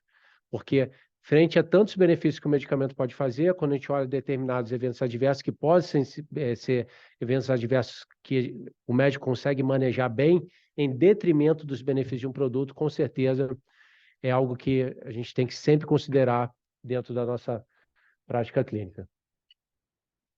Bom, eu já vou terminando aqui minha parte, né, e eu também daqui a pouco vou pegar um jantar aí que está bonito, mas eu queria trazer uma reflexão para nós aqui, profissionais da saúde, médicos e outros profissionais da área da saúde. E não sei se alguém já assistiu lá a uma finalização de uma formatura com o Steve Jobs. Então, o Steve Jobs ele foi participar lá de uma formatura na Universidade de Stanford, e é muito interessante, quem nunca assistiu, está lá no YouTube. E aí ele conta um pouco da história da vida dele, que ele foi adotado, que ele abandonou a faculdade e tudo mais. Ele vai contando, relatando a história da vida dele. E no final ele termina com essa frase aqui, que é o tal do Stay Hungry, Stay Foolish.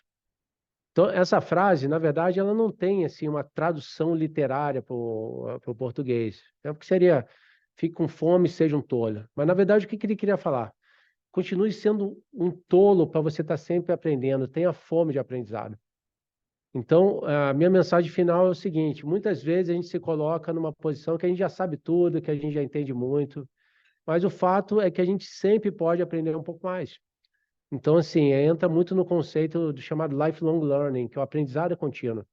Dentro da área da saúde, eu vou te falar, na minha opinião, é a área que a gente tem que sempre praticar o aprendizado contínuo. Ele nunca para.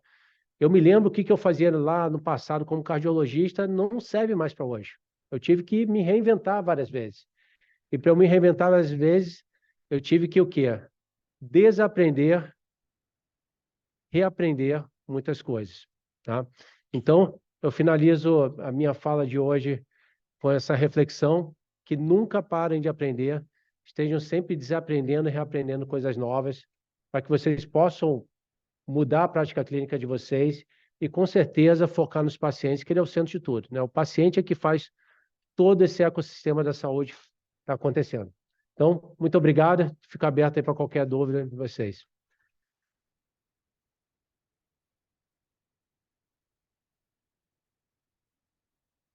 Bom, obrigado.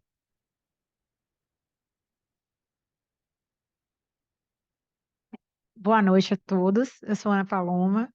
Queria primeiro parabenizar Alexandre pela excelente palestra. Eu acho que para nós médicos, a gente ter. Ah, tá. Eu acho que para a gente ter essa leitura, a gente sempre tem uma dúvida, né? Eu acho que você trouxe aí de forma brilhante a meta-análise. E para nós médicos, e hoje na oncologia especificamente, engraçado que eu ficava sempre olhando para aquele gráfico de sobreposição e nunca tinha me tocado da heterogeneidade, que a gente olhava o I. Então, eu acho que a gente aprendeu muita coisa aqui com você. Eu acho que a gente vai fazer uma pausa, né, Débora? E voltar com a apresentação do caso clínico, porque eu trouxe no caso um caso super rápido, só para a gente contextualizar a importância do ALK. Eu também trouxe, obviamente, para aproveitar Alexandre aqui, eu trouxe os gráficos de meta-análise dos trabalhos com ALK. Eu acho que pode seguir, porque é super rapidinho, Alexandre. Eu prometo a você que são 10 minutinhos, eu não vou atrapalhar. Eu acho que para a literatura, a gente sempre tinha uma confusão mental da meta-análise. Pode colocar minha aula, Gabriel, por favor. Sempre a meta-análise como um trabalho. Você falou tudo certo, né? A metodologia de trabalho e da importância para a mudança nossa na prática clínica e até para entender os guidelines de hoje. Particularmente na doença ALK, e aí esse que a gente vai discutir aqui agora, porque a gente já aprendeu com você, então acho que para quem está aí em casa vai ser super interessante acompanhar. A gente vê que a gente teve uma série, a gente tem 3 drogas, né, hoje muito bem utilizadas e com níveis de evidência. E eu acho que você finaliza esse curso de forma brilhante, trazendo essas importâncias, inclusive na pesquisa dos artigos, na metodologia correta, nos instrumentos que a gente precisa para que essa meta-análise ela seja bem feita. E a coisa mais importante que eu acho que a gente tem hoje para aprender durante esse percurso é de entender, porque a gente tem uma mania como médico de fazer aqueles gráficos, de botar os trabalhos todos nas aulas, né? E tentar mostrar um trabalho com o outro, transpondo o que não é de fato uma meta-análise. Então, eu assisto muitas aulas e a gente tem essa mania mesmo, né? E às vezes a gente até esquece de falar que isso não é uma meta-análise. Então, pessoal, procurem o bendito do diamante, porque se não tiver o diamante. E aí eu acho que eu queria te perguntar, Alexandre, é um erro que a gente não pode cometer, não é? Colocar essa comparação de forma indireta. Pode ficar sentadinho. Obrigado. Do ponto de vista técnico e ético, a gente não pode fazer essas comparações. Por exemplo, se eu colocasse o Alex Trial, se eu colocasse o Crawl, se eu colocasse o Profile, eu estaria no ponto de vista errado, né? Com relação às comparações diretas, a gente tem que tomar muito cuidado, apesar de nós médicos, a gente acaba fazendo isso daí de uma forma muito intuitiva, a gente compara indiretamente os estudos, mas a gente não pode fazer porque são populações completamente diferentes, são metodologias estatísticas diferentes, são amostras diferentes, então, assim, isso não é o ideal. Para tentar minimizar essa situação, aí acaba sendo feita essas meta-análises de rede, network meta-análise, que elas vão usar uma determinada metodologia, como eu tinha falado, para tentar minimizar um pouco esses viés, mas mesmo assim a gente tem que olhar com muito cuidado. Principalmente a questão que eu falo do potencial conflito de interesse. Porque quando você tem network meta-análises que elas são conduzidas de forma independente por instituições acadêmicas, elas trazem, sem sombra de dúvida, né, uma questão de menos viés dentro dessa análise, mas quando tem algum tipo de conflito de interesse, quando uma determinada empresa está conduzindo ali, né, a grande maioria das vezes eu vejo que, né, o resultado mostra-se favorável àquele medicamento, né? Então, de uma forma de um ponto de vista aqui ético, transparente, a gente tem que evitar as comparações indiretas isoladas.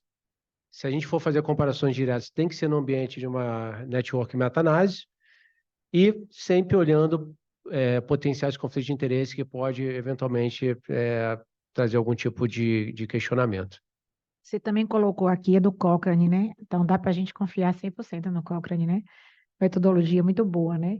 Porque a gente não vai ter tempo, habitualmente a gente não faz isso na prática clínica, de estar fazendo as aplicações dos próprios instrumentos, que são instrumentos que validam as meta-análises, como você falou aqui, do Prisma, que a gente começa com a pergunta. E eu acho que isso a gente não faz no dia a dia, isso não é uma coisa muito prática. É melhor a gente, então, tentar entender esse gráfico mesmo de forma mais precisa e buscar os sites mais confiáveis, né? Você também falou sobre literatura cinzenta. Dá para aproveitar alguma coisa da literatura cinzenta? Bom, dá, né? Assim, para aproveitar. Mas a literatura cinzenta ela começa a gerar um certo viés, Sim, né? Então, assim, quando começa a ter muito dado de literatura cinzenta, né, você já começa a ter um questionamento. Mas, às vezes, a literatura cinzenta é a fonte onde eu vou conseguir determinada informação. Então, isso. dependendo da situação, às vezes eu não ter nada é muito ruim, eu ter alguma coisa pode ser algo interessante, né? Mas a gente sempre tem que olhar com um pouquinho mais de cautela. Perfeito. Eu vou passar aqui um caso clínico que, rapidamente, porque, na verdade, né? Eu acho que só para o Alexandre entender também como é que a gente se bate hoje em dia, né? E obviamente que eu vou puxar a sardinha por câncer de pulmão, já que é um Lung Cancer Connect. Então a gente vai falar um pouquinho de câncer de pulmão. E só para você ver, e lá vou eu aqui dizer novamente que eu sou oncossaura, porque eu fiz residência, acabei aqui em 2002, né? Aonde para câncer de pulmão a gente nem se debatia disso, nem discutia meta-análise, né? Porque a gente não fazia nada, né? A gente ficava com a doença metastática e era suporte básico de vida. E aí a gente tinha uma sobrevida nesse patamar, e como o tópico aqui que a gente discutiu foi o crawl englobando o ALK, eu vou apresentar um caso de ALK. Mas a gente já tem droga para tudo hoje, viu, Alexandre? E é uma sopinha, é um cardápio tão variado. Só para você ter ideia, esse é um dos cardápios que a gente tem.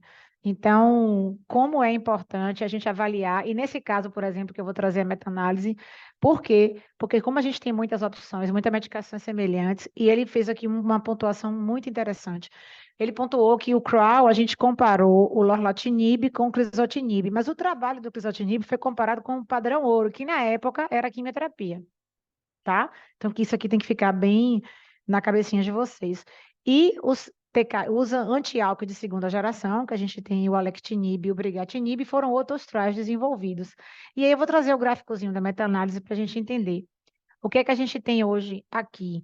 A gente tem para ALK, tanto primeira quanto segunda quanto terceira geração, aprovado pelo FDA, e a nossa Agência Nacional de Vigilância Sanitária, que aprova as três drogas. E aí a gente entra naquela pergunta, né, Alexandre? Quem é melhor, né?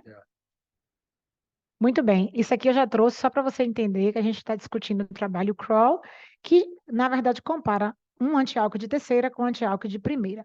Mas lembrando que a gente tem as opções tanto do antiálcool de primeira, que foi o primeiro, que no Brasil, inclusive, demorou 4 anos para ser aprovado, a gente tinha álcool e não conseguia, uma coisa absurda. 4 anos depois, a gente teve a aprovação do Criso.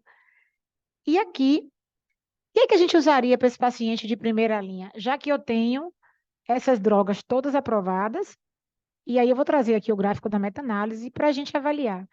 É um paciente de 44 anos. Em junho de 2015 foi submetido a uma lobectomia inferior. Ele foi operado inicialmente. Então, na verdade, ele tinha um câncer de pulmão inicial, que naquela época o tratamento padrão era cirurgia, seguido apenas de quimioterapia. Ele se manteve em segmento, porém, ele foi detectada uma, ele foi detectada uma fusão ALK. E nessa hora ele progrediu. Quando ele fez a progressão, hoje em dia, Alexandre, a gente já faz isso de upfront, a gente já pede o NGS para a gente detectar qualquer drive, porque hoje para a gente é importante ter um drive. Então, 2 anos depois, ele teve uma recidiva, ele teve uma crise convulsiva, tinha uma lesão única, bem padrão desses pacientes ALK mesmo, pacientes não tabagistas, homens mais jovens e geralmente metástase nervoso central, que é por isso que você trouxe aqui a importância da penetrância, né? Esse paciente iniciou então tratamento com crizotinib, que era o que tinha naquela época, e teve começou a medicação, porém em 2018, um mês depois, ele teve nova confusão mental, foi internado com elevação de transaminases e ele fez uma hepatite medicamentosa relacionada ao uso do anti-ALK, do crizotinib. A gente suspendeu a droga de imediato, ele teve uma melhora discreta, foi avaliado e aí ele entrou com o anti-ALK de segunda geração. Naquela época, a gente não tinha a liberação ainda do anti-ALK de segunda geração, a gente fez o chamado estudo compassivo, né? Ele utilizou de forma compassiva. Aqui é só para a gente ter um gráfico para vocês verem a suspensão da medicação, como você pontuou bem no artigo do Kroll, de toxicidade, o quanto é importante a gente avaliar. E a gente tem hoje protocolos que a gente faz seguimento desses pacientes, inclusive porque apresentando toxicidade, a gente faz a suspensão da medicação e reinicia de acordo com o desenrolar desse quadro clínico. Isso aqui é só para vocês verem a importância do anti-ALK. Antigamente a gente fazia quimioterapia para essa população com sobrevida tão pequenininha e hoje a gente chega. E aqui eu entro na minha pergunta. Se hoje eu fosse fazer isso para o paciente e eu quisesse assim dizer, poxa, como é que eu vou embasar? Aí eu vou lançar mão do quê? Que a gente vai aqui discutir aqui com o mestre, e aí eu aprendi um monte de coisa aqui nesse gráfico e fiquei super feliz. Aí eu vou começar a explicar aqui, que eu estou míope, não enxergo de longe, mas a gente pode ver aqui, ó. O diamante está aqui, então ele pega as compilações dos anti-álcoons e faz uma meta-análise, não é isso, Alexandre? E deixa eu ver se eu aprendi a aula mesmo. Vocês podem observar aqui as coisas que ele colocou. Primeiro, aqui está o nome dos atores. Ele colocou, na verdade, ele juntou todos os estudos que foram com alectinib, um anti-ALK de segunda, todos os estudos com brigatinib, um anti-ALK de segunda, o estudo do lorlatinib, um anti-ALK de terceira, e no final, ele coloca um diamantezinho. E aí eu queria que você explicasse, Alexandre, porque a gente apresentou um gráfico com apenas um diamante no final, e aqui você pode observar que ele apresenta a meta-análise de cada subgrupo específico, é isso? De cada droga. Exatamente. Ele fez aqui, no caso, praticamente 3 meta-análises, né? Isso. Então, fez a meta-análise do alectinib, do briga, e ali fez um do lorlatinib. Do Lorla. É exatamente isso. Perfeito. E aqui ele solta. Então, você aqui, né, quando você explicou aqui bem na sua aula, eu acho que quando a gente vê a superposição, a gente vê. E a gente vê que a heterogeneidade aqui foi de 14%. Sim. Então, perceba que. E todos a favor dos anti-álcoons de geração. Então, desfavorável ao crizotinib, mas a favor dos anti-álcoons de geração. Você queria comentar alguma coisa, Alexandre, aqui do estudo do Kroll? Aqui é interessante, assim, quando você olha a questão da meta-análise, o que a gente observa, né? Que independente né, tanto primeira, segunda, terceira geração, eles são superiores ao crizotinib, que estão todos para aquele lado favoráveis, né? A próxima geração de ALK, não cruzam a linha da nulidade, então todos os resultados alcançados significância estatística estão falando que eles são melhores correlacionados à própria intervenção, mas uma coisa que chama atenção é quanto mais longe eu tiver da linha da nulidade, maior vai ser o meu efeito, né? Ou seja, e menos que eu vou estar reduzindo o risco. O que a gente observa ali, por exemplo, ó, dos 3, que o lorlatinib ele está mais longe da linha da nulidade. É o que mais reduz o risco quando comparado aos outros. Tá? Isso. E aqui a gente está falando sobre vida livre de progressão. Mais uma vez, aqui a gente está fazendo a sobrevida total, de acordo com o inibidor de ALK. Uhum. E aqui a gente observa uma coisa interessante. Quando você fala aqui do alectinib, quando você fala do briga e você fala do próprio Lorla, a gente tem, e aqui embaixo, eu queria tirar essa dúvida aqui com você. Quando a gente vê, a gente tem 3 meta-análises por cada subgrupo e a gente tem esse diamantezinho pequeno. Porque, na realidade, somente em cima com a alectinib que a gente teve a não transposição da linha da nulidade, correto? Do alectinib, né? Do alectinib, o que a gente observa ali? A gente tem 3 estudos, aí dos 3 estudos, que ele não cruza a linha da nulidade, mas o que a gente observa dele? É um estudo que tem um peso pequeno na meta-análise, né, tem uma variação de intervalo de confiança maior, mas ele alcançou significância estatística. O outro ali, aquele intermediário, parece que ele cruzou, ele encostou no número 1, tá vendo ali, ó, intervalo de confiança Tá em um certinho. 0,45 a 1. Então ele encostou no 1, anulou a significância estatística, o p-valor aqui é maior ou igual a 0,05. Esse resultado aconteceu ao acaso, e o outro já cruzou a linha da nulidade. Tá? Mas o que a gente observa com relação à meta-análise ali? A meta-análise ela é favorável a ele, o alectinib, né? Porque o diamante, Perfeito, ele não encostou e nem cruzou na linha da nulidade, né? perfeito. Agora, e aquele último diamante ali, né? O Isso, que seria aquele último diamante? Na verdade, ele junta as três meta-análises. perfeito. É exatamente isso. Ele junta as três, considerando, né, a classe aqui da próxima geração, né? Perfeito. Tá. E para finalizar, a gente tem, de acordo com o subgrupo, né? A gente tem, então, essa última, todas elas foram pegadas do Cochrane. Então, isso traz para a gente um impacto de resposta muito importante na decisão. Então, acho que foi interessante a gente discutir, porque como a gente tem essas terapias todas aprovadas, aqui a gente tem o top do top do top da resposta científica, para que embase a nossa decisão na hora da escolha do que a gente vai tratar, né? Certeza. Isso que é o que a gente pode falar da beleza das revisões sistemáticas com meta-análise, né? Porque ela traz essa informação que a gente faz aqui uma comparação indireta entre esses três produtos, mas tem um dado ali que a gente consegue estar analisando bem. A gente vê aqui que o nosso diamantezinho está lá embaixo, né? Sim. Favorável a qualquer a outra geração de álcool que não o crizotinib.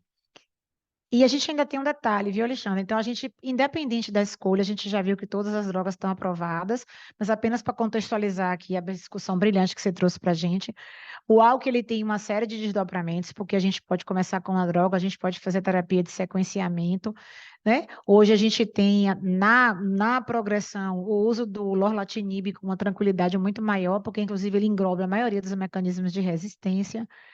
Mas o mais interessante que eu queria deixar aqui, e o como isso é importante para a gente avaliar e ver o top da nossa conduta médica, é que a gente sai de 8 meses daquele primeiro slide que eu trouxe para chegar até 89,6 meses com uma terapia antiálcool adequada para esses pacientes, tanto na estratégia inicial de sequenciamento. Então, se ele progrediu, ele vai usar uma droga subsequente, e aqui são os dados que a gente tem com o sequenciamento pós-progressão de primeira geração, de segunda geração com lorlatinib ou com outro anti-ALK, e a gente sai aqui de 8 para 89,6, e hoje em dia a gente fica muito feliz, porque a terapia ALK é uma terapia bem utilizada na nossa prática clínica, e o sequenciamento ele vai depender de como esse paciente progrediu, o que é que ele usou antes, mas o mais importante é que a gente tenha esse cardápio aí bem à vontade. Tem muita coisa sendo combinada para a ALK também, só para deixar a mensagem final, combinações de moléculas. A gente tem aí uma série de coisas novas chegando, e a terapia anti-ALK já está vindo agora para o paciente adjuvante, então a gente tem umas novidades por aí. E finalizar que a equipe multidisciplinar é a chave do sucesso, e você faz parte, viu, Alexandre? Porque a gente não consegue trabalhar hoje na parte médica e na parte nenhuma outra área sem a gente ter par de conhecimentos como esse que você vem trazer para a gente. Aqui eu convido vocês a conhecer a minha cidade, Feira de Santana. Você sabe que isso aqui, né, é o lugar no mundo Eu já passei por lá já. perfeito. Queria agradecer ao Goni a oportunidade de estar aqui com vocês hoje. Acho que o curso vai ficar gravado também. Agradecer a todo mundo que está aqui participando, quem está participando online, e deixar para você finalizar aqui o nosso evento. E muito obrigada. Tá bom.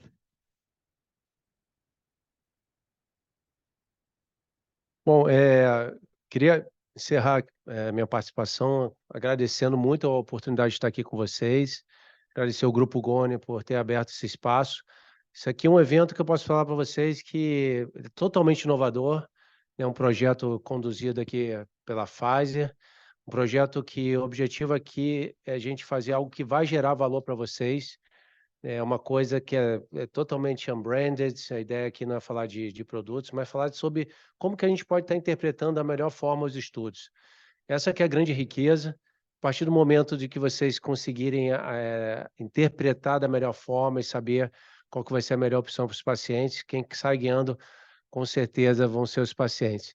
Então, obrigado pela possibilidade de estar aqui com vocês, foi um prazer enorme eu estar participando desse projeto, assim, para mim é uma satisfação enorme, é uma realização de um sonho, porque eu entendo que profissionais da área de saúde, eles têm que estar super capacitados para poder analisar adequadamente os estudos, independente de qualquer questão, né? Eles têm que ter, né, liberdade e conhecimento para poder estar analisando e tomar as suas melhores decisões. Então, muito obrigado e, né, como eu já tinha comentado anteriormente, assim, o nosso momento acaba aqui, mas a qualquer momento que vocês quiserem estar entrando em contato comigo, fiquem super à vontade, que vai ser um grande prazer estar esclarecendo qualquer dúvida que vocês tenham.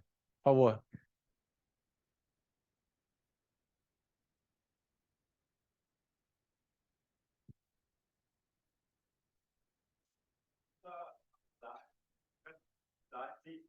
Você fica 6 meses sem contato, você declina, né, um pouco.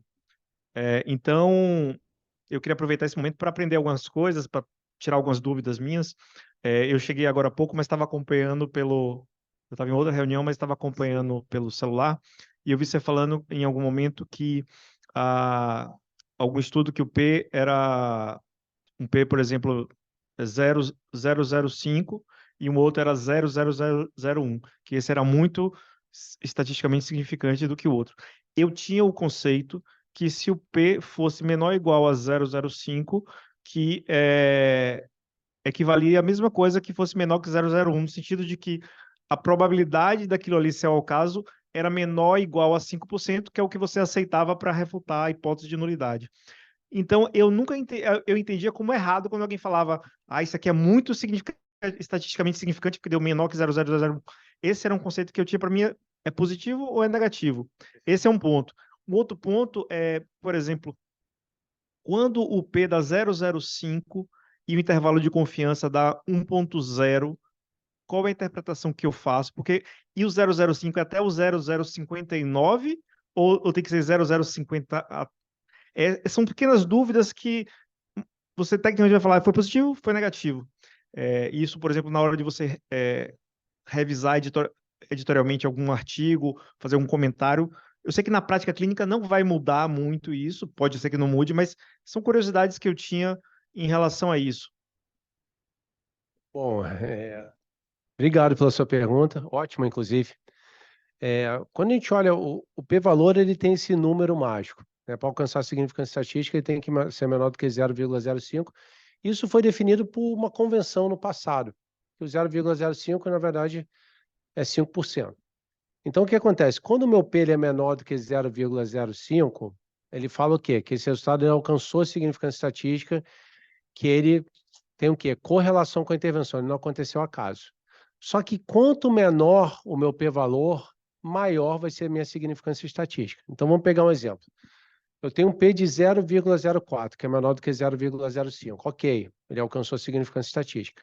Se eu for traduzir esse dado, o que ele está me falando? 0,04 é 4%.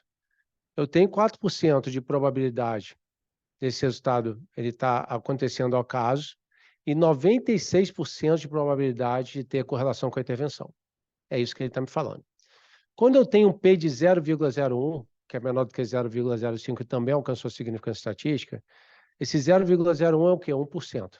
Eu tenho 1% de probabilidade desse resultado estar acontecendo ao caso e 95% de probabilidade de ter correlação com a intervenção. Então, quanto menor o p-valor, maior vai ser a significância estatística. Então, o P de 0,04, ele não tem a mesma significância estatística que um P de 0,001. Tá? Então, esse é um ponto. Aí, o outro ponto, se eu tenho um P de 0,05, o que acontece? Eu já sei que esse P de 0,05, se eu fizer uma correlação com o intervalo de confiança, esse intervalo de confiança, ou ele vai estar cruzando o número 1, ou ele vai estar encostando no número 1, vai ser um intervalo de confiança que vai até o 1, ou se ele for um P de 0,06, ele vai estar cruzando a linha da unidade. Então, quando você começa a entender o conceito do intervalo de confiança, sempre quando o intervalo de confiança ou ele vai encostar no número 1, ou ele vai cruzar o número 1, o seu p-valor, você nem precisa ter o número do p lá. Você já sabe que vai ser maior ou igual a 0,05. Deu para entender?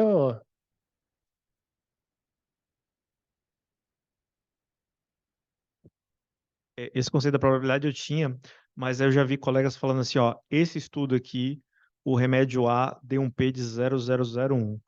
E esse outro estudo, na mesma indicação, deu um P de 0,04. Esse aqui tem uma menor probabilidade de ter refutado os 5%, então eu vou preferir esse.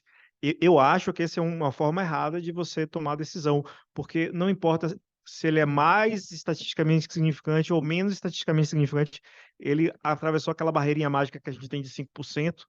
É, os dois são positivos e não dá para você dizer que um é melhor do que. Eu sei que a probabilidade de você refutar varia, Sim. mas eu não vejo tradução clínica para essa informação, só que o nome altamente significativo é muito utilizado em conferências médicas, como desse uma impressão que isso tivesse algum impacto do ponto de vista de relevância clínica. Se tiver um estudo com 10 mil pacientes, você pode ter um pequeno benefício clínico e um P super baixo, o paciente foi altamente significante. Então, esse termo eu não gosto de usar porque pode outra pessoa interpretar de que foi muito bom estudo de eficácia ou de Sim. eu esqueci como é que chama, mas tem um termo para esse benefício, essa diferença de benefício. Não, eu acho que o que o Vinícius está querendo colocar aqui é que, na verdade, a gente tem um vício de linguagem de quanto V menor o P, a gente associar a eficácia e a melhora, quando, na verdade, os estudos são positivos. Então, sendo positivos, você vai utilizar, não deve ser esse o critério para a gente avaliar se a droga é melhor. Exemplo, se o alectinib der 0,01 e o lorlatinib der 0,03, os dois trabalhos foram positivos. A gente não deve estar com isso na cabeça para dizer que o Lorla é pior do que o alectinib, porque o poder de significância estatística foi diferente um no outro. Eu acho que é essa Não, a questão. com certeza, esse é um ponto super importante. A gente não pode olhar o p-valor de forma isolada.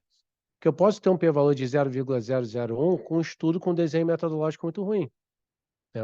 Então a gente tem que olhar tudo, né? Questão de metodologia, desenho, critério de inclusão, critério de exclusão, metodologias estatísticas, tudo envolve. Tem Então, uma coisa importante que eu acho que a gente tem que olhar também, quando você falou das características basadas, é a validade externa, porque o trabalho pode ser positivo para mim, mas eu não posso replicar ele, né?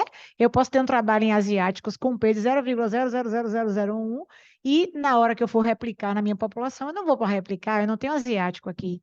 Eu tenho caucasianos, eu tenho afrodescendentes, então eu acho que é um conjunto de fatores, mas eu concordo com você, viu, Vini? Eu acho que a gente tem que perder esse vício de linguagem, porque a gente empodera muito quando a gente fala que um trabalho é altamente significante. exatamente, Concordo. eu concordo plenamente.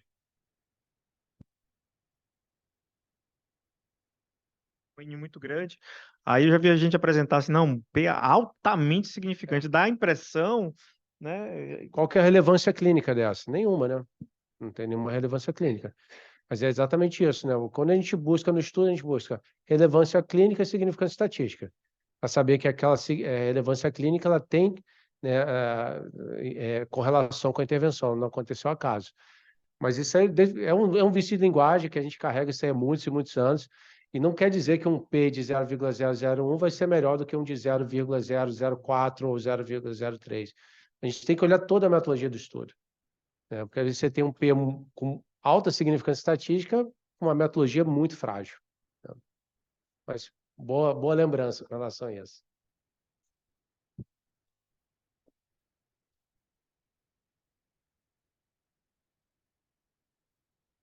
Alguém tem mais alguma pergunta? Ramon?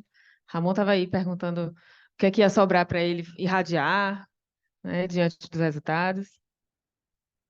Não, mas boa noite, gente. Aí era mais questão clínica, né, Paloma? A eficácia desses novos agentes, tanto o álcool, tanto o GFR, né, os TKIs de nova geração, a eficácia deles no sistema nervoso central,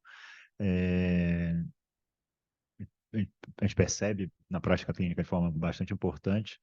E eu estava brincando com a Débora aqui que daqui a um tempo a gente vai parar de fazer radioterapia no sistema nervoso. Não, mas se você puder eficácia, né? queimar aquela lesãozinha única por radiocirurgia. Eu vou ficar muito feliz, obrigada, né? Inclusive, Exatamente. sou fã.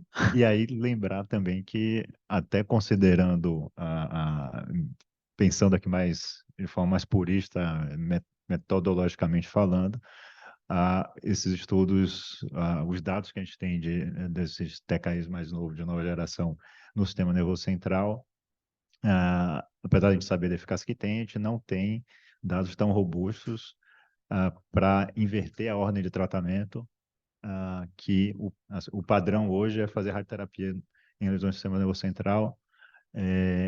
Esse é o padrão. Então, para você inverter essa ordem, começar uma medicação antes, deveria ter estudos de comparação direta com esse objetivo, né?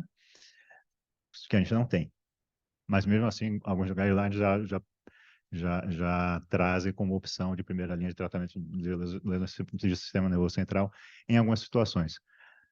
Mas, assim, sendo purista de forma metodológica, deveria ter, né? Então, cabe bem nessa aula, mas a gente sabe que em algumas situações, para evitar, inclusive, toxicidade, radioterapia de crânio total, enfim, a gente pode lançar a mão da medicação e postergar a radioterapia. Enfim, questões mais clínicas do que de metodologia científica. Perfeito. Alguém tem mais alguma pergunta? Um comentário? Eu queria, na verdade, agradecer muito, em nome do Goni, agradecer a Pfizer pela iniciativa realmente desse. Foi praticamente um curso mesmo, né? Foram 3 módulos em que a gente teve a oportunidade de ouvir o especialista, né, trazendo esses conceitos de bioestatística aplicada à oncologia. Então, acho que foi realmente uma oportunidade muito boa.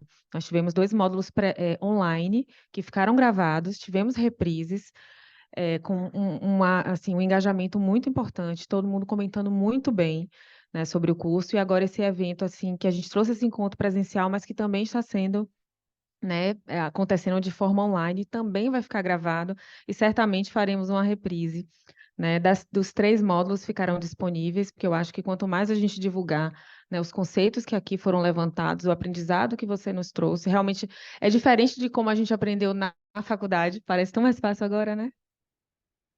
Mas parece que a gente não aprendeu dessa forma, né? Claro, hoje estamos mais maduros, já, né, já acostumados a lidar com esses dados, mas foi realmente muito enriquecedor. Queria agradecer realmente em nome do Goni, tanto a doutora Alexandre Olímpio quanto a Pfizer pela oportunidade. Obrigado.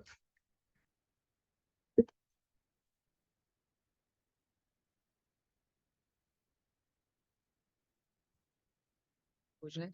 A gente vai deixar o QR Code para para as pessoas poderem responder a pesquisa. É uma pesquisa de 30 segundos, né, para quem puderem responder, falar o que vocês acharam, que é super importante.